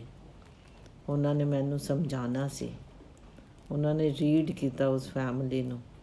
ਉਹਨਾਂ ਨੇ ਦੇਖਿਆ ਕਿ ਉਹ ਕੀ ਚਾਹੁੰਦੇ ਨੇ, ਕਿਸ ਤਰ੍ਹਾਂ ਦਾ ਵਿਆਹ ਚਾਹੁੰਦੇ ਨੇ, ਕਿਸ ਤਰ੍ਹਾਂ ਦੀ ਕੁੜੀ ਚਾਹੁੰਦੇ ਨੇ। ਉਸ ਦੌਰਾਨ ਉਹਨਾਂ ਨੂੰ ਇਹ ਪਤਾ ਚੱਲ ਗਿਆ ਕਿ ਇਹ ਬੜੇ ਅੱਛੇ ਘਰ ਦੀ ਕੁੜੀ ਨੂੰ ਦੇਖਣਾ ਚਾਹੁੰਦੇ ਨੇ। ਇਹ ਮੇਡ ਦੀ ਕੁੜੀ ਨੂੰ ਕਦੀ ਵੀ ਐਕਸੈਪਟ ਨਹੀਂ ਕਰਨਗੇ। ਲੇਕਿਨ ਬਸ ਪਤਾ ਨਹੀਂ ਕੀ ਹੋਇਆ, ਦਿਮਾਗ ਪਾਉਣ ਲੱਗ ਗਿਆ ਸੀ। ਸੋਚਦੀ ਸੀ ਕਿਸੇ ਤਰ੍ਹਾਂ ਨੱਸ ਕੇ ਵੀ ਇਸ ਮੁੰਡੇ ਨਾਲ ਵਿਆਹ ਕਰਨਾ। ਮੈਂ ਉਹਨੂੰ ਕਹਿੰਦੀ ਸੀ, ਇਸ਼ਾਰਾ ਦਿੰਦੀ ਸੀ ਕਿ ਚਲੋ ਨੱਸਨੇ ਹਾਂ, ਵਿਆਹ ਕਰਨੇ ਹਾਂ, ਲੇਕਿਨ ਉਹਦੀ ਜ਼ਰੂਰਤ ਨਹੀਂ ਸੀ ਉਹਨੂੰ ਪਤਾ ਸੀ ਕਿ ਉਹਦੇ ਮਾਂ-ਬਾਪ ਉਹਦੇ ਸਪੋਰਟ 'ਚ ਖੜ੍ਹੇ ਨੇ। ਲੇਕਿਨ ਮੇਰੇ ਅੰਦਰ ਦਾ ਜ਼ੋਰ, ਪਤਾ ਨਹੀਂ ਮੈਂ ਕੀ ਕਰਨ ਜਾ ਰਹੀ ਸੀ। ਮੈਂ ਆਪਣੇ ਜ਼ੋਰ ਨੂੰ ਕਦੀ ਭਗਾ ਨਹੀਂ ਪਾਈ। ਭਗਾਉਂਦੀ ਕਿਸ ਤਰ੍ਹਾਂ? ਉਹਨੂੰ ਦੱਸਦੀ ਅਤੇ ਉਹ ਭੱਜਦਾ। ਖੈਰ, ਮੈਂ ਬਹੁਤ ਸੋਚਦੀ ਰਹੀ ਕਿ ਹੁਣ ਕੀ ਕਰਾਂ। ਬਹੁਤ ਟਾਈਮ ਬੀਤ ਗਿਆ ਸੀ ਉਸ ਮੁੰਡੇ ਨਾਲ। ਸਭ ਦੋਸਤਾਂ ਨੂੰ, ਰਿਸ਼ਤੇਦਾਰਾਂ ਨੂੰ, ਮੁੰਡੇ ਦੇ ਰਿਸ਼ਤੇਦਾਰਾਂ ਨੂੰ ਸਭ ਪਤਾ ਚੱਲ ਗਿਆ ਸੀ ਕਿ ਮੇਰੇ ਨਾਲ ਹੀ ਵਿਆਹ ਹੋਣਾ। ਲੇਕਿਨ ਜੋ ਮੇਰੇ ਅੰਦਰ ਦੀ ਕਸਕ ਸੀ ਉਹ ਮੈਨੂੰ ਖਾਣ ਲੱਗ ਗਈ। ਮੇਰੀ ਮਾਂ ਕਹਿੰਦੀ ਸੀ ਮੈਂ ਝੂਠ ਬੋਲ ਕੇ ਵਿਆਹ ਨਹੀਂ ਕਰਾਂਗੀ, ਕਿਉਂਕਿ ਉਹਨੂੰ ਪਤਾ ਸੀ ਜ਼ਿੰਦਗੀ ਕਿਸ ਤਰ੍ਹਾਂ ਦੀ ਹੁੰਦੀ ਆ। ਲੇਕਿਨ ਮੈਂ ਸੁਣਨਾ ਨਹੀਂ ਚਾਹੁੰਦੀ ਸੀ। ਹਮੇਸ਼ਾ ਹੀ ਇਸ ਤਰ੍ਹਾਂ ਹੁੰਦਾ, ਜਦ ਬੱਚਿਆਂ ਨੂੰ ਟਾਈਮ ਤੋਂ ਪਹਿਲਾਂ ਸਲਾਹ ਦਿਓ ਅਤੇ ਉਹ ਨਹੀਂ ਮੰਨਦੇ ਨੇ। ਉਹ ਸੋਚਦੇ ਨੇ ਕਿ ਗਲਤ ਸਲਾਹ ਦਿੱਤੀ ਜਾ ਰਹੀ ਹੈ। ਮੈਂ ਵੀ ਨਹੀਂ ਸੁਣਨਾ ਚਾਹੁੰਦੀ ਸੀ। ਮੈਂ ਕਿਸੇ ਤਰ੍ਹਾਂ ਉਸ ਮੁੰਡੇ ਨੂੰ ਹਾਸਿਲ ਕਰਨਾ ਚਾਹੁੰਦੀ ਸੀ। ਮੈਂ ਸਭ ਕੁਝ ਆਪਣਾ ਨਿਛਾਵਰ ਕਰਨ ਨੂੰ ਤਿਆਰ ਸੀ, ਲੇਕਿਨ ਮੈਨੂੰ ਉਹਦੇ ਨਾਲ ਹੀ ਵਿਆਹ ਕਰਨਾ ਸੀ। ਮੈਂ ਮਾਂ ਨੂੰ ਦੋਸ਼ ਦੇਣ ਲੱਗ ਗਈ ਕਿ ਤੂੰ ਮੈਨੂੰ ਇਸ ਤਰ੍ਹਾਂ ਕਿਉਂ ਪਾਲਿਆ। M.Com ਮੇਰੀ ਪੂਰੀ ਹੋ ਗਈ। ਮਾਂ ਨੇ ਕਿਹਾ ਹੁਣ ਤੂੰ ਕੋਈ ਨੌਕਰੀ ਕਰ। ਮੈਂ ਕਿਹਾ ਨਹੀਂ, ਮੈਂ B.Ed ਕਰਾਂਗੀ। ਉਹਨੇ ਉਹ ਵੀ ਮੇਰੀ ਗੱਲ ਮੰਨੀ। ਮੈਡਮ ਜੀ ਨੇ ਕਿਹਾ ਤੂੰ ਪੜ੍ਹਨ ਦੇ, ਬੱਚਾ ਪੜ੍ਹਨਾ ਹੀ ਤਾਂ ਚਾਹੁੰਦਾ। ਲੇਕਿਨ ਮਾਂ ਨੂੰ ਪਤਾ ਸੀ ਮੇਰਾ ਦਿਮਾਗ ਕਿੱਥੇ ਨੱਸ ਰਿਹਾ। ਮੇਰਾ ਦਿਮਾਗ ਬਹੁਤ ਤੇਜ਼ ਹੋ ਚੁੱਕਿਆ ਸੀ। ਮੈਂ ਕਿਸੇ ਦੀ ਗੱਲ ਸੁਣਨਾ ਨਹੀਂ ਚਾਹੁੰਦੀ ਸੀ। ਮੈਂ B.Ed ਕੀਤੀ। 2 ਸਾਲ ਮੈਨੂੰ ਉਹ ਵੀ ਲੱਗ ਗਏ, ਲੇਕਿਨ ਮੇਰਾ ਰਿਸ਼ਤਾ ਉਸ ਮੁੰਡੇ ਨਾਲ ਖ਼ਤਮ ਨਹੀਂ ਹੋਇਆ। ਅਸੀਂ ਹੋਰ ਅੱਗੇ ਵੱਧਦੇ ਗਏ, ਲੇਕਿਨ ਮਾਂ ਨੇ ਬਸ ਮੇਰੀ ਜ਼ਿੰਦਗੀ ਸਾਰੀ ਬਦਲ ਡਾਲੀ। ਮਾਂ ਨੇ ਇੱਕ ਦਿਨ ਮੁੰਡੇ ਨੂੰ ਘਰ ਬੁਲਾਇਆ, ਬਿਠਾਇਆ, ਖਿਲਾਇਆ, ਸਮਝਾਇਆ ਵੀ ਕਿ ਇਹ ਰਿਸ਼ਤਾ ਕਿੱਥੇ ਤੱਕ ਜਾਏਗਾ। ਮੁੰਡਾ ਤਾਂ ਤਿਆਰ ਸੀ ਵਿਆਹ ਕਰਨ ਨੂੰ, ਕੁੜੀ ਵੀ ਤਿਆਰ ਸੀ, ਲੇਕਿਨ ਮਾਂ ਆਪਣੀ ਸੱਚਾਈ ਕਹਿਣ 'ਚ ਝੱਕ ਗਈ। ਉਹਨੂੰ ਵੀ ਮੁੰਡਾ ਪਸੰਦ ਆਇਆ, ਲੇਕਿਨ ਝੂਠ ਬੋਲ ਕੇ ਅਸੀਂ ਕਿਸ ਤਰ੍ਹਾਂ ਵਿਆਹ ਕਰ ਦਿੰਦੇ। ਮਾਂ ਬਾਰ-ਬਾਰ ਮੈਨੂੰ ਪੁੱਛਦੀ ਮੈਂ ਕੀ ਕਰਾਂ, ਲੇਕਿਨ ਕੋਈ ਜਵਾਬ ਨਹੀਂ। ਹਾਲਾਂਕਿ ਮੈਂ ਆਪਣੀ ਮਾਂ ਦੀ ਬੜੀ ਦੁਸ਼ਮਣ ਬਣ ਗਈ ਸੀ। ਫਿਰ ਵੀ ਆਪਣੇ ਮਨ 'ਚ ਇੱਕ ਕੋਨੇ 'ਚ ਇਹ ਵੀ ਗੱਲ ਸੀ ਕਿ ਮੈਂ ਝੂਠ ਨਹੀਂ ਬੋਲਣਾ ਚਾਹੁੰਦੀ ਸੀ। ਮੈਂ ਰਿਸ਼ਤੇ ਦੀ ਬੁਨਿਆਦ ਨੂੰ ਖੋਖਲੇ ਨਹੀਂ ਰੱਖਣਾ ਚਾਹੁੰਦੀ ਸੀ। ਆਫਟਰ ਆਲ ਮੈਂ ਫੈਸਲਾ ਕੀਤਾ। ਮੈਂ ਮੁੰਡੇ ਨਾਲ ਦੂਰੀਆਂ ਬਣਾਉਣੀ ਸ਼ੁਰੂ ਕਰ ਦਿੱਤੀਆਂ। ਮੁੰਡਾ ਸਮਝ ਨਹੀਂ ਪਾ ਰਿਹਾ ਸੀ ਕਿ ਕੀ ਗੱਲ ਹੈ, ਲੇਕਿਨ ਅਸੀਂ ਜਾਣਦੇ ਸੀ, ਮਾਂ ਜਾਣਦੀ ਸੀ, ਮੈਡਮ ਜੀ ਜਾਣਦੇ ਸੀ, ਮੈਂ ਜਾਣਦੀ ਸੀ ਕਿ ਅਸੀਂ ਕਿੰਨਾ ਝੂਠ ਬੋਲਿਆ ਹੋਇਆ ਉਹਦੇ ਨਾਲ। ਕੁਝ ਸਮੇਂ ਹੋਰ ਬੀਤ ਗਿਆ। ਮੈਂ ਦੂਰੀਆਂ ਹੋਰ ਵੱਧਦੀਆਂ ਗਈਆਂ। ਮੁੰਡਾ ਚਾਹੁੰਦਾ ਸੀ ਕਿ ਮੈਨੂੰ ਜਵਾਬ ਦਿੱਤਾ ਜਾਏ ਕਿ ਮੈਂ ਵਿਆਹ ਕਰਨਾ ਚਾਹੁੰਦੀ ਹਾਂ ਕਿ ਨਹੀਂ। ਉਸ ਦੌਰਾਨ ਮੁੰਡੇ ਦੇ ਪਿਓ ਨੇ ਉਹਨੂੰ MBA ਕਰਨ ਵਾਸਤੇ ਬਾਹਰ ਭੇਜ ਦਿੱਤਾ। ਮੈਨੂੰ ਮੁੰਡੇ ਨੇ ਦੱਸਿਆ ਸੀ, ਲੇਕਿਨ ਮੈਂ ਮਨਾ ਕੁਝ ਨਹੀਂ ਕੀਤਾ। ਮੈਂ ਹੈਲੋ ਹਾਈ ਵੀ ਨਹੀਂ ਕੀਤੀ। ਮੁੰਡਾ ਬਾਹਰ ਚਲਾ ਗਿਆ MBA ਕਰਨ ਵਾਸਤੇ। ਮੈਂ ਦੁੱਖ ਨਾਲ ਭਰ ਗਈ ਸੀ। ਮੇਰਾ ਰੋਮ ਰੋ ਰਿਹਾ ਸੀ। ਮੈਂ ਮਾਂ ਦੇ ਕੋਲੋਂ ਬੜੀ ਨਿਰਾਸ਼ ਸੀ। ਮਾਂ ਵੀ ਨਿਰਾਸ਼ ਸੀ। ਮੁੰਡਾ ਹੱਥੋਂ ਚਲਾ ਗਿਆ। ਮੈਂ ਕੁਝ ਨਾ ਕਰ ਸਕੀ। ਮੈਨੂੰ ਲੱਗਦਾ ਸੀ ਮਾਂ ਮੇਰੀ ਦੁਸ਼ਮਣ ਬਣ ਗਈ ਆ। ਸਾਡੇ ਵਿੱਚ ਲੜਾਈਆਂ ਵਧਣ ਲੱਗ ਗਈਆਂ। ਮੈਂ ਉਹਨੂੰ ਹੀ ਦੋਸ਼ੀ ਮੰਨਦੀ ਸੀ। ਮੇਰੀ ਜ਼ਿੰਦਗੀ 'ਚ ਘੁਸ ਕਰ ਉਹਨੇ ਮੇਰੀ ਬਰਬਾਦੀ ਚਾਹੀ ਆ।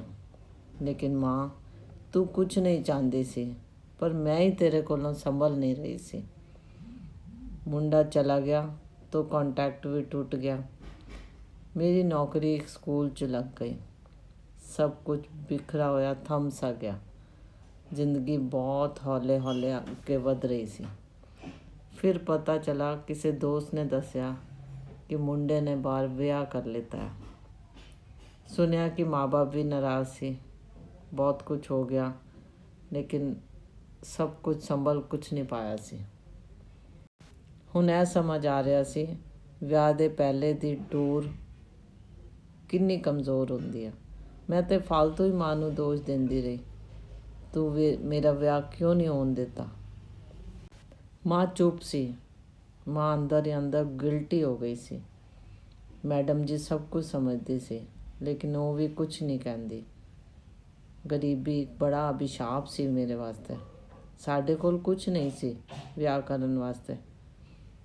ਕਿਸ ਤਰ੍ਹਾਂ ਕਹਿੰਦੇ ਕਿ ਮੰਦਿਰ 'ਚ ਵਿਆਹ ਕਰ ਲਓ। ਮੈਡਮ ਜੀ ਥੋੜ੍ਹਾ ਜਿਹਾ ਖਰਚਾ ਕਰ ਸਕਦੀ ਸੀ, ਲੇਕਿਨ ਸਾਰਾ ਖਰਚਾ ਤਾਂ ਨਹੀਂ ਕਰ ਸਕਦੀ ਸੀ ਨਾ। ਅਸੀਂ ਵਿਆਹ ਵਾਸਤੇ ਕੁਝ ਨਹੀਂ ਮੰਗਣਾ ਚਾਹੁੰਦੇ ਸੀ ਮੈਡਮ ਜੀ ਕੋਲੋਂ।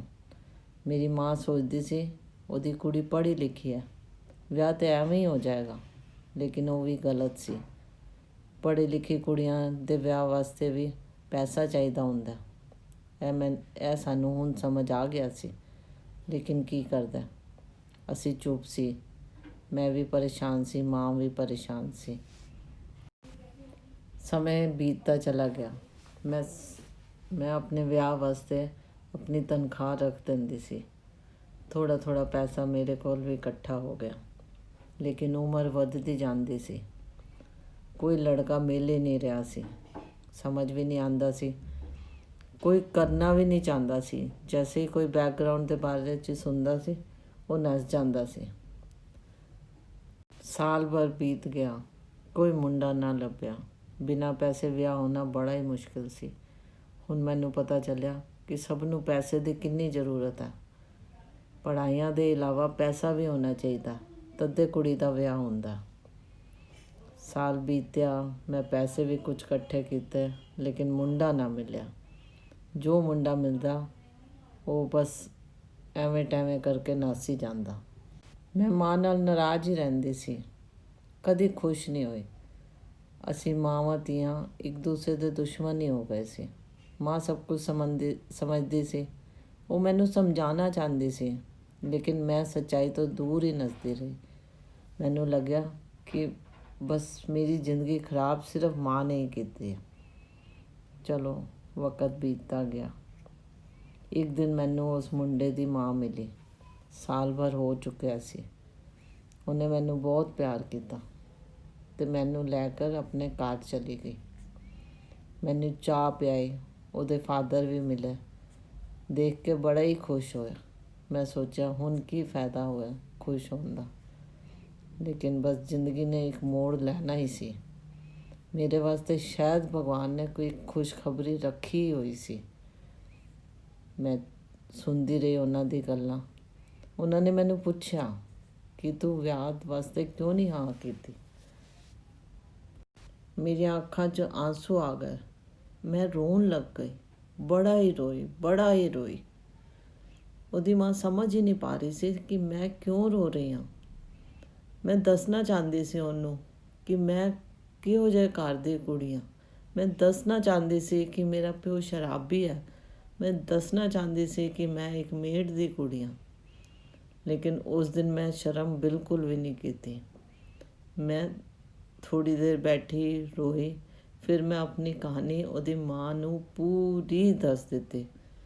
ਕੁਝ ਵੀ ਝੂਠ ਨਹੀਂ ਬੋਲਿਆ, ਬੋਲਣਾ ਵੀ ਨਹੀਂ ਚਾਹੁੰਦੀ ਸੀ।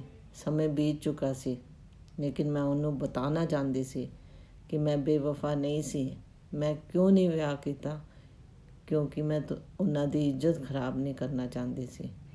ਮੈਂ ਮੁੰਡੇ ਨੂੰ ਬਤਾ ਕੇ ਆਪਣੇ ਅੱਖਾਂ 'ਚ ਵੀ ਨੀਚੇ ਨਹੀਂ ਹੋਣਾ ਚਾਹੁੰਦੀ ਸੀ। ਮੁੰਡੇ ਦੇ ਮਾਂ ਪਿਓ ਦੋਨੋਂ ਚੁੱਪ ਕਰ ਗਏ, ਸੋਚਣ ਲੱਗ ਗਏ। ਉਹ ਵੀ ਚੁੱਪ ਕਰ ਗਏ, ਮੈਂ ਵੀ ਚੁੱਪ ਕਰ ਗਈ। ਫਿਰ ਮੈਂ ਆਪਣਾ ਬਸਤਾ ਚੁੱਕਿਆ, ਮੈਂ ਆਪਣੇ ਘਰ ਵਾਪਸ ਆ ਗਈ। ਲੇਕਿਨ ਮੇਰਾ ਦਿਲ ਬਹੁਤ ਹੌਲਾ ਹੋ ਚੁੱਕਿਆ ਸੀ। ਇੰਨਾ ਹੌਲਾ, ਇਸ ਤਰ੍ਹਾਂ ਲੱਗਿਆ ਕਿ ਮੇਰੇ ਸਰੀਰ 'ਚ ਪੰਖ ਲੱਗ ਗਏ ਨੇ। ਝੂਠ ਇੰਨਾ ਭਾਰੀ ਹੁੰਦਾ, ਮੈਨੂੰ ਪਤਾ ਹੀ ਨਾ ਸੀ। ਮੇਰਾ ਸਰੀਰ ਹਲਕਾ ਹੋ ਗਿਆ, ਮੇਰਾ ਦਿਮਾਗ ਹਲਕਾ ਹੋ ਗਿਆ, ਮੇਰੀ ਗਿਲਟ ਖਤਮ ਹੋ ਗਈ। ਬਤਾਓ ਕਿਉਂ ਇਹ ਸੱਚਾਈ ਮੈਂ ਪਹਿਲੇ ਕਿਉਂ ਨਹੀਂ ਬੋਲ ਪਾਈ। ਮੈਂ ਨਹੀਂ ਬੋਲ ਪਾਈ, ਮੈਂ ਨਹੀਂ ਕਰ ਪਾਈ। ਕੁਝ ਛੁੱਟਣ ਦਾ ਡਰ, ਕੁਝ ਪਿਆਰ ਦਾ ਭਰੋਸਾ, ਸਭ ਕੁਝ ਮੈਨੂੰ ਮਾਰ ਗਿਆ। ਘਰ ਆ ਕੇ ਮਾਂ ਨੂੰ ਦੱਸਿਆ। ਮਾਂ ਤਾਂ ਦੁਖੀ ਹੋ ਗਈ, ਲੇਕਿਨ ਮੈਂ ਖੁਸ਼ ਸੀ। ਮੈਂ ਅੱਜ ਕੋਈ ਬੋਝਾ ਆਪਣੇ ਦਿਮਾਗ 'ਚ ਰੱਖਿਆ ਨਹੀਂ ਸੀ। ਮੈਨੂੰ ਲੱਗਿਆ ਮਾਂ ਠੀਕ ਹੀ ਕਹਿੰਦੀ ਸੀ। ਮੁੰਡੇ ਦੇ ਮਾਂ ਪਿਓ ਦੀਆਂ ਸ਼ਕਲਾਂ ਦੇਖ ਕੇ ਮੈਨੂੰ ਲੱਗਿਆ ਕਿ ਹਾਂ, ਕੁਝ ਵੀ ਗਲਤ ਨਹੀਂ ਹੋਇਆ। ਉਹਨੇ ਜੋ ਆਪਣਾ ਜੀਵਨ ਸਾਥੀ ਚੁਣਿਆ ਉਹ ਠੀਕ ਹੀ ਸੀ। ਮੈਨੂੰ ਝਟਕਾ ਲੱਗਣਾ ਹੀ ਸੀ। ਇਹ ਤਾਂ ਅੱਛਾ ਹੋਇਆ ਕਿ ਮੈਂ ਬੋਝ ਉਤਾਰ ਦਿੱਤਾ ਆਪਣਾ, ਉਹਨਾਂ ਨੂੰ ਸੱਚਾਈ ਦੱਸ ਕੇ। ਹੁਣ ਮੈਂ ਇੱਕ ਨਈ ਜ਼ਿੰਦਗੀ ਵਾਸਤੇ ਤਿਆਰ ਸੀ। ਮੈਂ ਤਿਆਰ ਸੀ ਇੱਕ ਨਵੇਂ ਲੜਕੇ ਵਾਸਤੇ, ਵਿਆਹ ਕਰਨ ਵਾਸਤੇ। ਮੇਰੇ ਦਿਮਾਗ 'ਚ ਬੋਝ ਨਹੀਂ ਸੀ, ਕਿਉਂਕਿ ਜਿਸ ਤਰ੍ਹਾਂ ਦੀ ਉਹਨਾਂ ਦੀ ਸ਼ਕਲ ਦੇਖੀ ਤੇ ਮੈਨੂੰ ਲੱਗ ਰਿਹਾ ਸੀ ਕਿ ਇਹ ਵਿਆਹ ਹੋਣਾ ਨਹੀਂ ਸੀ। ਮੈਡਮ ਜੀ ਬਹੁਤ ਖੁਸ਼ ਹੋਏ। ਉਹ ਇਸ ਵਾਸਤੇ ਖੁਸ਼ ਹੋਏ ਕਿ ਜੋ ਮੈਂ ਆਪਣੇ ਦਿਮਾਗ ਦਾ ਗੰਦ ਕੱਢ ਆਈ ਸੀ ਨਾ, ਉਹਨਾਂ ਨੂੰ ਲੱਗਿਆ ਹੁਣ ਮੇਰਾ ਦਿਮਾਗ ਖਾਲੀ ਹੋ ਗਿਆ। ਉਹ ਬਿਲਕੁਲ ਝੂਠ ਨਹੀਂ ਬੋਲਣਾ ਚਾਹੁੰਦੀ ਸੀ। ਉਹ ਮੈਡਮ ਜੀ ਸੀ, ਲੇਕਿਨ ਮੈਂ ਬੱਚਾ ਸੀ। ਮੈਂ ਖੋਣਾ ਨਹੀਂ ਚਾਹੁੰਦੀ ਸੀ। ਮੈਡਮ ਜੀ ਨੇ ਉੱਠ ਕਰ ਮੈਨੂੰ ਗਲੇ ਲਗਾਇਆ, ਬੜਾ ਹੀ ਪਿਆਰ ਕੀਤਾ। ਤੇ क्या तेरे वास्ते कोई लड़का अच्छा ज़रूर मिलेगा। तू बहुत सच्ची कुड़ी है। तू ज़रूर अपना अच्छा जीवन साथी पाएंगे ਤੇ ਖੁਸ਼ ਵੀ रहेंगे। ਇੱਕ ਵਿਸ਼ਵਾਸ ਮੇਰੇ ਅੰਦਰ ਵੀ ਬਹਿ ਗਿਆ। ਉਹ ਮੁੰਡਾ ਮੇਰੇ ਵਾਸਤੇ ਬਣਿਆ ਹੀ ਨਹੀਂ ਸੀ। ਸਾਡੀ ਫੈਮਿਲੀ 'ਚ ਬਹੁਤ ਫਰਕ ਸੀਗਾ। ਉਹ ਸਿਰਫ ਮੇਰੀ ਪਿਆਰ ਸੀ। ਉਹ ਮੇਰਾ ਇੱਕ ਬਚਪਨ ਦਾ ਇਨਫੈਚੁਏਸ਼ਨ ਸੀਗਾ ਅਤੇ ਮੈਨੂੰ ਪਤਾ ਨਹੀਂ ਸੀ। ਅਸੀਂ ਦੋ ਫੈਮਲੀਆਂ ਨਹੀਂ ਮਿਲ ਸਕਦੇ ਸੀ, ਲੇਕਿਨ ਅੱਜ ਮੈਨੂੰ ਪਤਾ ਚੱਲ ਗਿਆ ਸੀ। ਮਾਂ ਜੋ ਕਹਿੰਦੀ ਸੀ ਉਹ ਸੱਚਾਈ ਸੀ। ਮਾਂ ਕੁਛ ਵੀ ਝੂਠ ਨਹੀਂ ਕਹਿੰਦੀ ਸੀ, ਬਿਲਕੁਲ ਸੱਚ ਕਹਿੰਦੀ ਸੀ, ਲੇਕਿਨ ਮੈਂ ਸਮਝ ਨਹੀਂ ਰਹੀ ਸੀ। So to sum up, the girl was very disappointed as the family background of boy and girl was very different. Boy was rich and she belonged to a very low strata. Love was the only bond, but that was not enough. Money is required in all the fields, especially marriages. That is why people used to murder the baby girl in some parts of India, as they think it is a burden on them. By the time a girl child requires good education, she loses her age.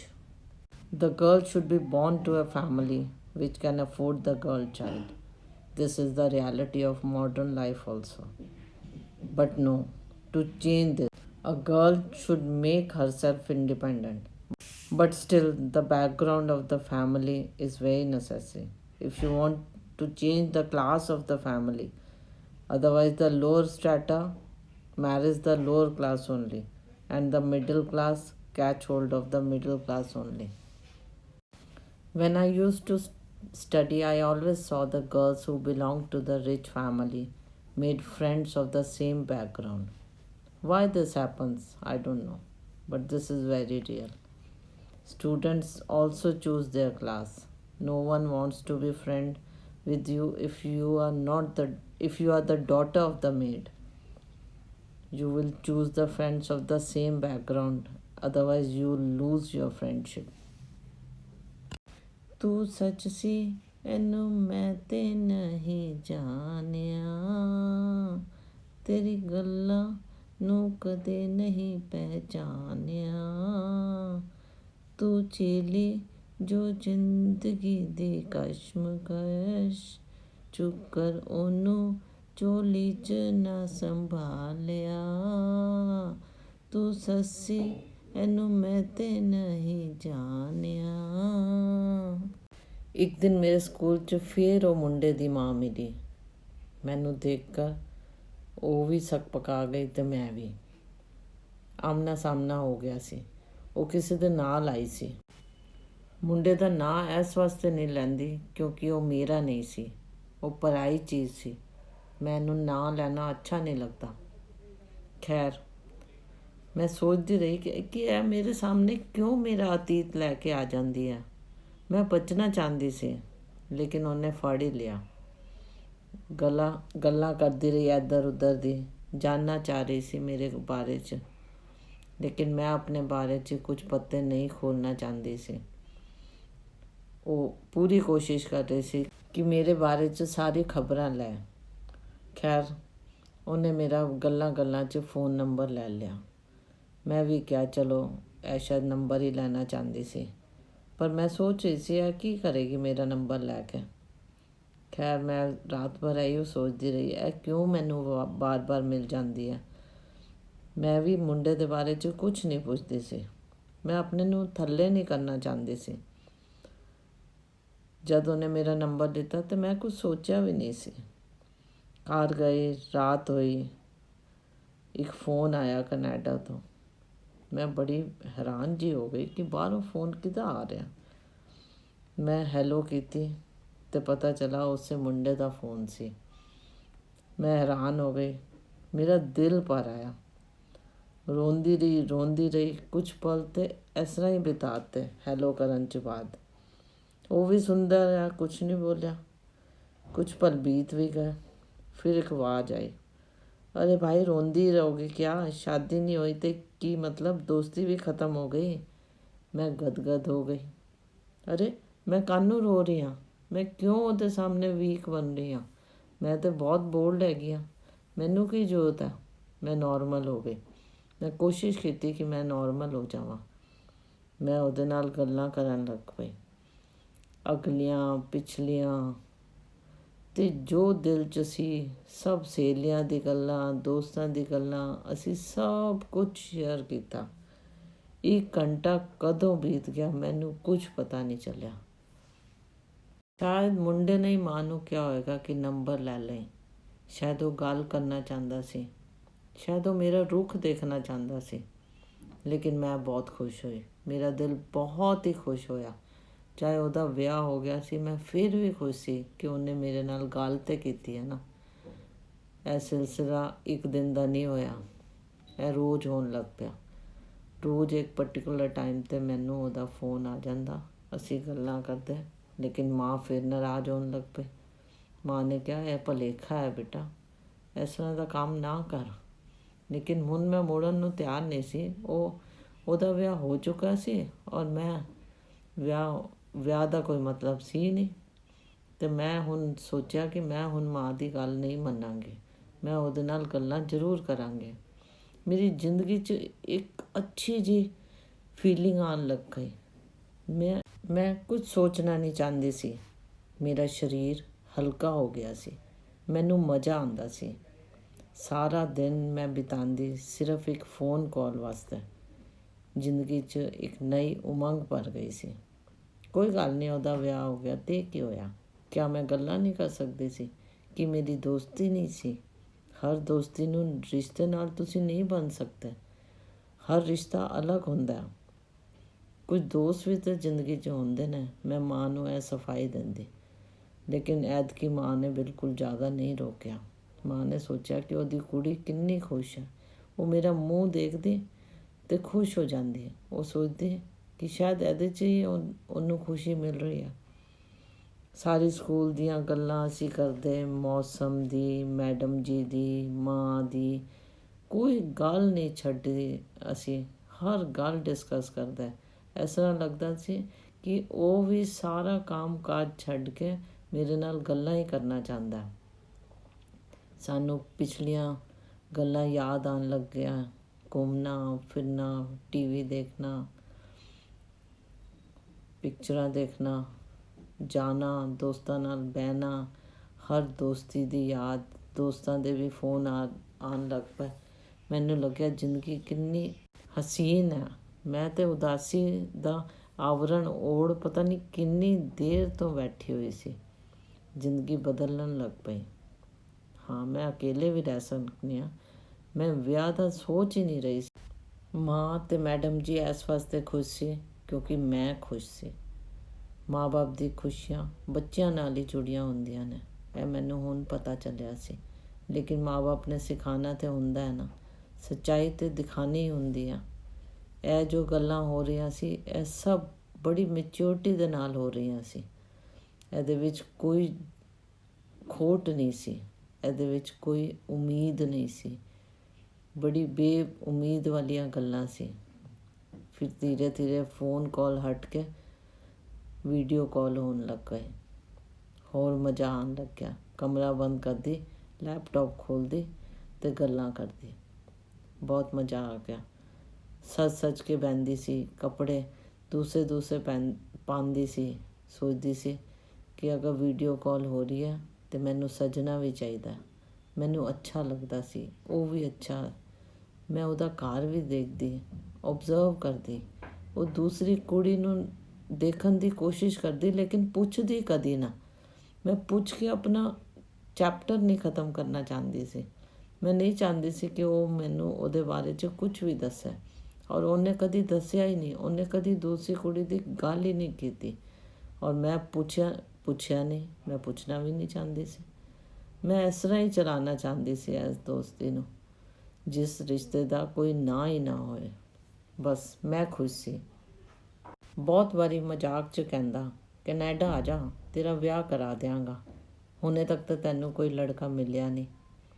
ਮੈਂ ਵੀ ਮਜ਼ਾਕ ਕਰਦੀ ਕਿ ਕੀ ਕਰਾਂ, ਤੂੰ ਛੱਡ ਦਿੱਤਾ ਸੀ ਅਤੇ ਮੈਨੂੰ ਕੋਈ ਲੜਕਾ ਪਸੰਦ ਆਇਆ ਨਹੀਂ। ਅਤੇ ਉਹ ਮੈਨੂੰ ਕਹਿੰਦਾ ਕੋਈ ਗੱਲ ਨਹੀਂ, ਤੂੰ ਆ ਜਾ, ਮੈਂ ਤੇਰਾ ਇੱਥੇ ਵਿਆਹ ਕਰਾ ਦਿਆਂਗਾ। ਇਹ ਕਿਸ ਤਰ੍ਹਾਂ ਹੋ ਸਕਦਾ? ਹੋ ਕਿਉਂ ਨਹੀਂ ਸਕਦਾ? ਬਿਲਕੁਲ ਹੋ ਸਕਦਾ ਹੈ। ਮੈਂ ਤੇਰਾ ਸਾਰਾ ਇੰਤਜ਼ਾਮ ਕਰ ਦਿਆਂਗਾ। ਤੂੰ ਬਸ ਇੱਕ ਵਾਰੀ ਕੈਨੇਡਾ ਆ ਜਾ। ਤੂੰ ਬਸ ਹਾਂ ਕਰ ਕਿ ਮੈਂ ਕੈਨੇਡਾ ਆਉਣਾ। ਕਿਉਂ, ਮੇਰੇ ਕੋਲ ਕੋਈ ਇੰਨੇ ਪੈਸੇ ਥੋੜ੍ਹੀ ਹੈਗੇ ਨੇ। ਪੈਸੇ ਦੀ ਕਿਉਂ ਚਿੰਤਾ ਕਰਨੀ ਆ?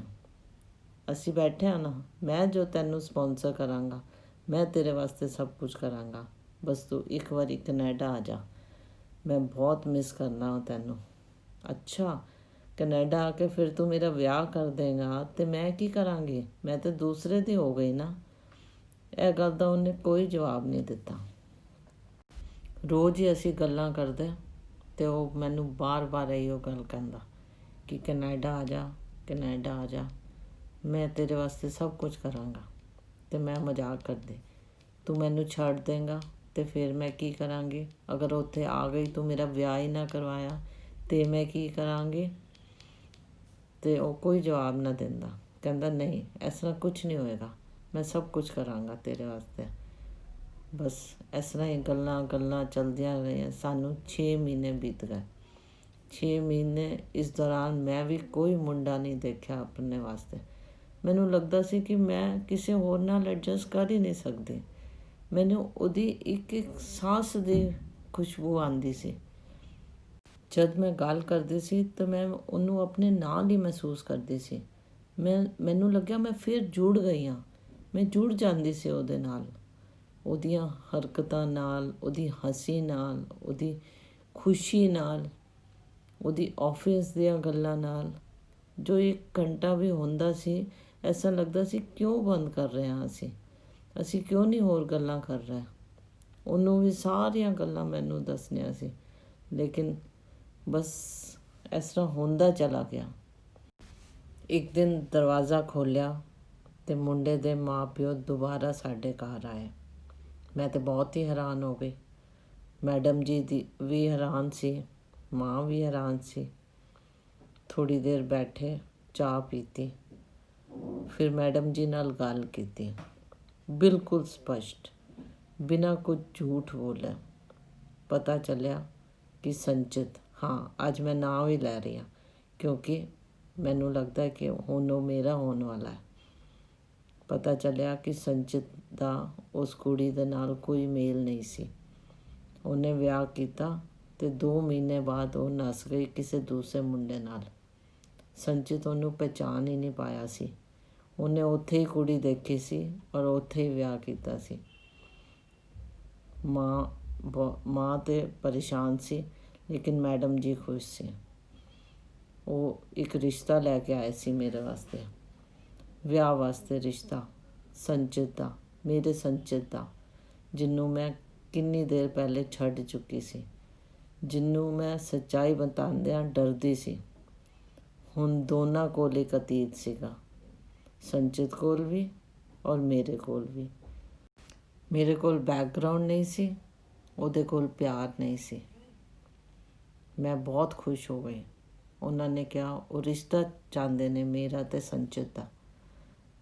ਮੈਂ ਬਹੁਤ ਹੀ ਜ਼ਿਆਦਾ ਖੁਸ਼ ਹੋ ਗਈ, ਲੇਕਿਨ ਬਸ ਇਹੋ ਚਾਹੁੰਦੀ ਸੀ। ਸ਼ਾਇਦ ਮੇਰੀ ਆਤਮਾ, ਮੇਰਾ ਦਿਲ ਸਭ ਇਹੋ ਚਾਹੁੰਦਾ ਸੀ। ਮੈਂ ਵੀ ਖੁਸ਼ ਹੋਈ, ਬਹੁਤ ਹੀ ਖੁਸ਼ ਹੋਈ। ਮਾਂ ਵੀ ਖੁਸ਼ ਹੋ ਗਈ। ਸੰਚਿਤ ਨੇ ਮੇਰੇ ਨਾਲ ਕਦੀ ਉਸ ਕੁੜੀ ਦੀ ਗੱਲ ਨਹੀਂ ਕੀਤੀ ਸੀ ਔਰ ਮੈਂ ਪੁੱਛਦੀ ਨਹੀਂ ਸੀ। ਹੁਣ ਮੈਨੂੰ ਪਤਾ ਚੱਲਿਆ ਕਿ ਉਹਦਾ ਲੀਗਲ ਪ੍ਰੋਸੈਸ ਸਾਰਾ ਪੂਰਾ ਹੋ ਚੁੱਕਿਆ ਸੀ। ਬਸ ਥੋੜ੍ਹੀ ਦੇਰ ਦੀ ਗੱਲ ਸੀ ਅਤੇ ਉਹ ਤਾਂ ਇੰਡੀਆ ਆਉਣ ਦੀ ਤਾਕ 'ਚ ਬੈਠਿਆ ਸੀ। ਮੇਰੇ ਵਾਸਤੇ ਤਾਂ ਸੋਨੇ 'ਚ ਸੁਹਾਗਾ ਹੋ ਗਿਆ। ਮੈਂ ਤਾਂ ਉਸ ਰਾਤ ਜਦ ਗੱਲ ਕੀਤੀ, ਮੈਂ ਤਾਂ ਮਨ ਕਰ ਰਿਹਾ ਸੀ ਕਿ ਉਹਨੂੰ ਇੰਨਾ ਕੁੱਟ ਦੇਵਾਂ ਕਿ ਬਸ ਸਾਰੇ ਆਪਣੇ ਮਨ ਦਾ ਮਲਾਲ ਕੱਢ ਲਵਾਂ ਉਹਦੇ ਵਾਸਤੇ, ਕਿ ਮੈਨੂੰ ਇੰਨਾ ਝੂਠ ਬੋਲਦਾ ਰਿਹਾ, ਕੁਛ ਵੀ ਨਹੀਂ ਦੱਸਿਆ। ਉਹ ਵੀ ਖੁਸ਼ ਸੀ, ਮੈਂ ਵੀ ਖੁਸ਼ ਸੀ। ਮੈਂ ਇਸ ਵਾਸਤੇ ਵੀ ਖੁਸ਼ ਸੀ ਕਿ ਹੁਣ ਅਸੀਂ ਦੋਨੋਂ ਇਕੁਅਲ ਸੀਗੇ। ਦੋਨੋਂ ਆਪਣੇ ਆਪਣੇ ਅਤੀਤ ਦੇ ਨਾਲ ਜੁੜੇ ਹੋਏ ਸੀ। ਨਾ ਉਹ ਆਪਣਾ ਅਤੀਤ ਹਟਾ ਸਕਦਾ ਸੀ ਅਤੇ ਨਾ ਮੈਂ ਆਪਣਾ ਅਤੀਤ। ਦੋਨੋਂ ਇਕੁਅਲ ਹੋ ਗਏ। ਸਾਡੇ 'ਚ ਮੇਲ बढ़ ਗਿਆ ਸੀ। ਸਾਡੀ ਜੋੜੀ ਬਿਲਕੁਲ ਪਰਫੈਕਟ ਹੋ ਗਈ ਸੀ। ਹੁਣ ਨਾ ਮੈਂ ਥੱਲੇ ਸੀ, ਨਾ ਉਹ ਉੱਤੇ ਸੀ। मैं खुश हो गई। ਹੁਣ ਸੱਚ ਦੱਸ ਦੇਵਾਂ, 2 ਮਹੀਨੇ ਬਾਅਦ ਉਹਨੇ ਇੰਡੀਆ ਆਉਣਾ ਹੈਗਾ ਅਤੇ ਸਾਡਾ ਦੋਨਾਂ ਦਾ ਵਿਆਹ ਹੋਣਾ। ਇਹ ਮੈਨੂੰ ਇੱਕ ਸੁਪਨਾ ਜਿਹਾ ਲੱਗਦਾ ਸੀ, ਲੇਕਿਨ ਹੁਣ ਮੈਨੂੰ ਪਤਾ ਚੱਲ ਗਿਆ ਕਿ ਮੇਰਾ ਸੁਪਨਾ ਸੱਚ ਜ਼ਰੂਰ ਹੋਏਗਾ। ਮੇਰੀ ਮਾਂ ਵੀ ਖੁਸ਼ ਹੈ, ਮੈਡਮ ਜੀ ਵੀ ਖੁਸ਼ ਹੈ, ਉਹਦੇ ਮਾਂ ਪਿਓ ਵੀ ਖੁਸ਼ ਹੈ, ਕਿਉਂਕਿ ਲੱਗਿਆ ਅਗਰ ਦੂਸਰੀ ਕਿਸੇ ਕੁੜੀ ਨਾਲ ਵਿਆਹ ਕਰ ਦਿੱਤਾ ਔਰ ਫਿਰ ਨਾ ਬਣੀ ਤਾਂ ਕੀ ਹੋਏਗਾ। ਉਹ ਵੀ ਸਿਕਿਉਰ ਹੋ ਗਏ ਅਤੇ ਮੈਂ ਵੀ ਸਿਕਿਉਰ ਹੋ ਗਈ। ਮੈਂ ਕਦੀ ਨਹੀਂ ਮੰਨਦੀ ਸੀ ਕਿ ਵਿਆਹ ਬਾਬਾ ਜੀ ਨੇ ਉੱਤੇ ਹੀ ਤੈਅ ਕੀਤੇ ਹੁੰਦੇ ਨੇ, ਲੇਕਿਨ ਹੁਣ ਮੈਨੂੰ ਸਮਝ ਆ ਗਿਆ ਸੀ। ਮੈਂ ਕਦੀ ਨਹੀਂ ਸੋਚਿਆ ਸੀ ਕਿ ਸੰਚਿਤ ਮੇਰੀ ਜ਼ਿੰਦਗੀ 'ਚ ਵਾਪਸ ਆਏਗਾ, ਲੇਕਿਨ ਬਾਬਾ ਜੀ ਦੀ ਮਿਹਰ ਦੇਖੋ, ਵਿਆਹ ਦੀਆਂ ਤਿਆਰੀਆਂ ਹੋਣ ਲੱਗ ਗਈਆਂ। ਸਾਡਾ ਰੋਜ਼ ਦਾ ਗੱਲਾਂ ਕਰਨਾ ਮੁੱਕ ਨਹੀਂ ਰਿਹਾ ਸੀ। ਸਭ ਨੂੰ ਸਭ ਮਨਜ਼ੂਰ ਹੋ ਗਿਆ ਸੀ। ਮੈਂ ਤੇ ਮੈਡਮ ਜੀ ਦਾ ਬਹੁਤ ਬਹੁਤ ਧੰਨਵਾਦ ਕਰਦੀ ਸੀ ਕਿ ਮੇਰੀ ਔਰ ਮੇਰੀ ਮਾਂ ਦੀ ਜ਼ਿੰਦਗੀ 'ਚ ਬਾਬਾ ਜੀ ਨੇ ਉਹਨਾਂ ਨੂੰ ਭੇਜਿਆ। ਸ਼ਾਇਦ ਸਾਡੇ ਵਾਸਤੇ ਹੀ ਭੇਜਿਆ ਸੀ। ਸ਼ਾਇਦ ਮੇਰੀ ਮਾਂ ਦੀ ਭਗਤੀ ਬਹੁਤ ਸੱਚੀ ਸੀ। ਵਿਆਹ ਵਾਸਤੇ ਮੈਡਮ ਜੀ ਨੇ ਵੀ ਬਹੁਤ ਮਦਦ ਕੀਤੀ, ਜਿੰਨਾ ਉਹ ਕਰ ਸਕਦੇ ਸੀ। ਹਾਲਾਂਕਿ ਮੈਂ ਬਹੁਤ ਮਨਾ ਕੀਤਾ, ਨਹੀਂ ਜੀ ਮੈਡਮ ਜੀ, ਤੁਹਾਡੇ ਬਹੁਤ ਆਸਾਨ ਨੇ, ਲੇਕਿਨ ਫਿਰ ਵੀ ਮੈਡਮ ਜੀ ਨੇ ਬਹੁਤ ਮਦਦ ਕੀਤੀ। ਮੈਂ ਕੁਛ ਨਹੀਂ ਮਨਾ ਕੀਤਾ ਉਹਨਾਂ ਨੂੰ। ਉਹ ਖੁਦ ਖੁਸ਼ ਸੀ। ਉਹ ਮੇਰੀ ਜ਼ਿੰਦਗੀ ਨੂੰ ਸੰਵਾਰਨ ਵਾਸਤੇ ਸਭ ਕੁਝ ਕਰਨ ਨੂੰ ਤਿਆਰ ਸੀ। ਭਗਵਾਨ ਸਭ ਨੂੰ ਇਹੋ ਜਿਹੇ ਬੰਦੇ ਦੇ। ਸੰਚਿਤ ਨੂੰ ਇੰਡੀਆ ਆਉਣ ਵਾਸਤੇ ਹੁਣੇ ਟਾਈਮ ਸੀ, ਲੇਕਿਨ ਮੈਂ ਉਹਦਾ ਹਰ ਪਲ ਇੰਜੋਏ ਕਰਨਾ ਚਾਹੁੰਦੀ ਸੀ। ਗੱਲਾਂ ਕਰਕੇ, ਕੱਪੜੇ ਦਿਖਾ ਕੇ, ਜੁਐਲਰੀ ਦੀ ਸ਼ਾਪਿੰਗ ਕਰਕੇ। ਉਹਦੀ ਮਾਂ ਜਿਹਦੇ ਕਿਤੇ ਮੈਨੂੰ ਲੈ ਜਾਂਦੀ, ਉਹਨੂੰ ਵੀ ਇੱਕ ਸਾਥ ਮਿਲ ਗਿਆ ਸੀ। ਮੈਂ ਉਹਦੇ ਨਾਲ, ਉਹਦੇ ਮਾਂ ਪਿਓ ਨਾਲ ਰੋਜ਼ ਘੁੰਮਦੀ ਸੀ, ਕਿਸੇ ਨਾ ਕਿਸੇ ਬਹਾਨੇ, ਕਿਸੇ ਨਾ ਕਿਸੇ ਵਜ੍ਹਾ ਨਾਲ। ਕਦੀ ਸਾੜੀਆਂ ਸਲੈਕਟ ਕਰਨਾ ਅਤੇ ਕਦੀ ਜੁਐਲਰੀ ਸਲੈਕਟ ਕਰਨਾ। ਉਹਨਾਂ ਨੂੰ ਸਭ ਕੁਝ ਮਨਜ਼ੂਰ ਸੀ। ਉਹ ਇਸ ਤਰ੍ਹਾਂ ਲੱਗਦਾ ਸੀ ਜਿਸ ਤਰ੍ਹਾਂ ਉਹ ਮੇਰੀ ਹੀ ਇੰਤਜ਼ਾਰ ਕਰ ਰਹੇ ਸੀ ਅਤੇ ਸੰਚਿਤ ਵੀ ਮੇਰੀ ਇੰਤਜ਼ਾਰ ਕਰ ਰਿਹਾ ਸੀ। ਪਤਾ ਨਹੀਂ ਇਸ ਤਰ੍ਹਾਂ ਦਾ ਟਾਈਮ ਕਿਉਂ ਬੀਤਿਆ, ਕਿਉਂ ਮੇਰੀ ਜ਼ਿੰਦਗੀ 'ਚ ਇਹ ਖਾਲੀਪਨ ਆਇਆ, ਮੈਨੂੰ ਅੱਜ ਤੱਕ ਸਮਝ ਨਹੀਂ ਆਇਆ। ਲੇਕਿਨ ਮੈਂ ਬਹੁਤ ਖੁਸ਼ ਹਾਂ ਕਿ ਮੇਰਾ ਵਿਆਹ ਹੋਣਾ। ਜਿੰਨੇ ਲੋਕਾਂ ਨੇ ਵੀ ਇਹ ਕਹਾਣੀ ਮੇਰੀ ਸੁਣੀ ਹੈ, ਮੈਂ ਗੁਜ਼ਾਰਿਸ਼ ਕਰਨੀ ਆ ਕਿ ਉਹ ਮੇਰੇ ਵਿਆਹ 'ਤੇ ਜ਼ਰੂਰ ਆਏ। ਨਾ भी आए तो कम से कम शुभकामनाएं तो ज़रूर देवन। Now twist in the story. ये कहानी नेहा और संचित के सच्चे प्यार की कहानी है, और यूँ सचमुच कहा जाए तो ये एक गरीब परिवार की लड़की की सच्ची कहानी है। ये नेहा और संचित की सचमुच ही शादी होनी है, ये आपको मैं बता दूँ। ये कहानी उनके लिए मैंने अपने मुंह से बोली है। नरेशन ज्योति सेठ द्वारा किया गया है। नेहा सचमुच में खुश है। ये एक लिविंग करैक्टर है और झूठ भी नहीं बोलना चाहती। नेहा वाकई में मेरी एक स्टूडेंट है और संचित भी मेरे ही द्वारा पढ़ाया हुआ बच्चा है। दोनों बच्चे बहुत अच्छे थे और उनकी दोस्ती भी बहुत लोगों ने एडमायर करी, लेकिन बस किस्मत को मंजूर नहीं था। शायद इसीलिए इनके बीच में कुछ ऐसे उतार चढ़ाव आए। और अब आपने तैयारी करनी है इस शादी में आने की। अगर आप मेरे साथ कहानी में आखिर तक बने रहे, मुझे बहुत अच्छा लगा। कहानी भी बहुत इंटरेस्टिंग थी और मैं उम्मीद करती हूँ कि आप मेरे चैनल को लाइक एंड सब्सक्राइब ज़रूर करेंगे, क्योंकि ये बहुत सच्ची घटना है। तो मुझे भी बहुत अच्छा लगा इस कहानी को कह के। अगर आप कुछ सजेशन देना चाहते हैं तो कमेंट बॉक्स में दीजिए, और यदि आपके पास किसी गरीब बच्चे की कोई सच्ची घटना है जिसको आप स्टोरी के रूप में सुनना चाहते हैं और लोगों के साथ शेयर करना चाहते हैं, तो आप कमेंट बॉक्स में मुझे अपना नंबर ज़रूर भेज दें। मैं खुद ही आपको कांटेक्ट कर लूँगी और कोशिश करेंगे कि हम उस कहानी या घटना को यूट्यूब के ज़रिए लोगों के सामने रखें। तो आपने मेरा बहुत ध्यान से मेरी कहानी सुनी। मैं एक बार फिर से आप सब लोगों का बहुत अच्छे से धन्यवाद देना चाहती हूँ, और सोचती हूँ कि आप सब भी नेहा और संचित के साथ जुड़ेंगे और उसे अपने मन में ही आशीर्वाद देंगे, ताकि वो आपका उनकी ज़िंदगी एक अच्छी तरह से चल सके, खुशहाल ज़िंदगी वो जिएं और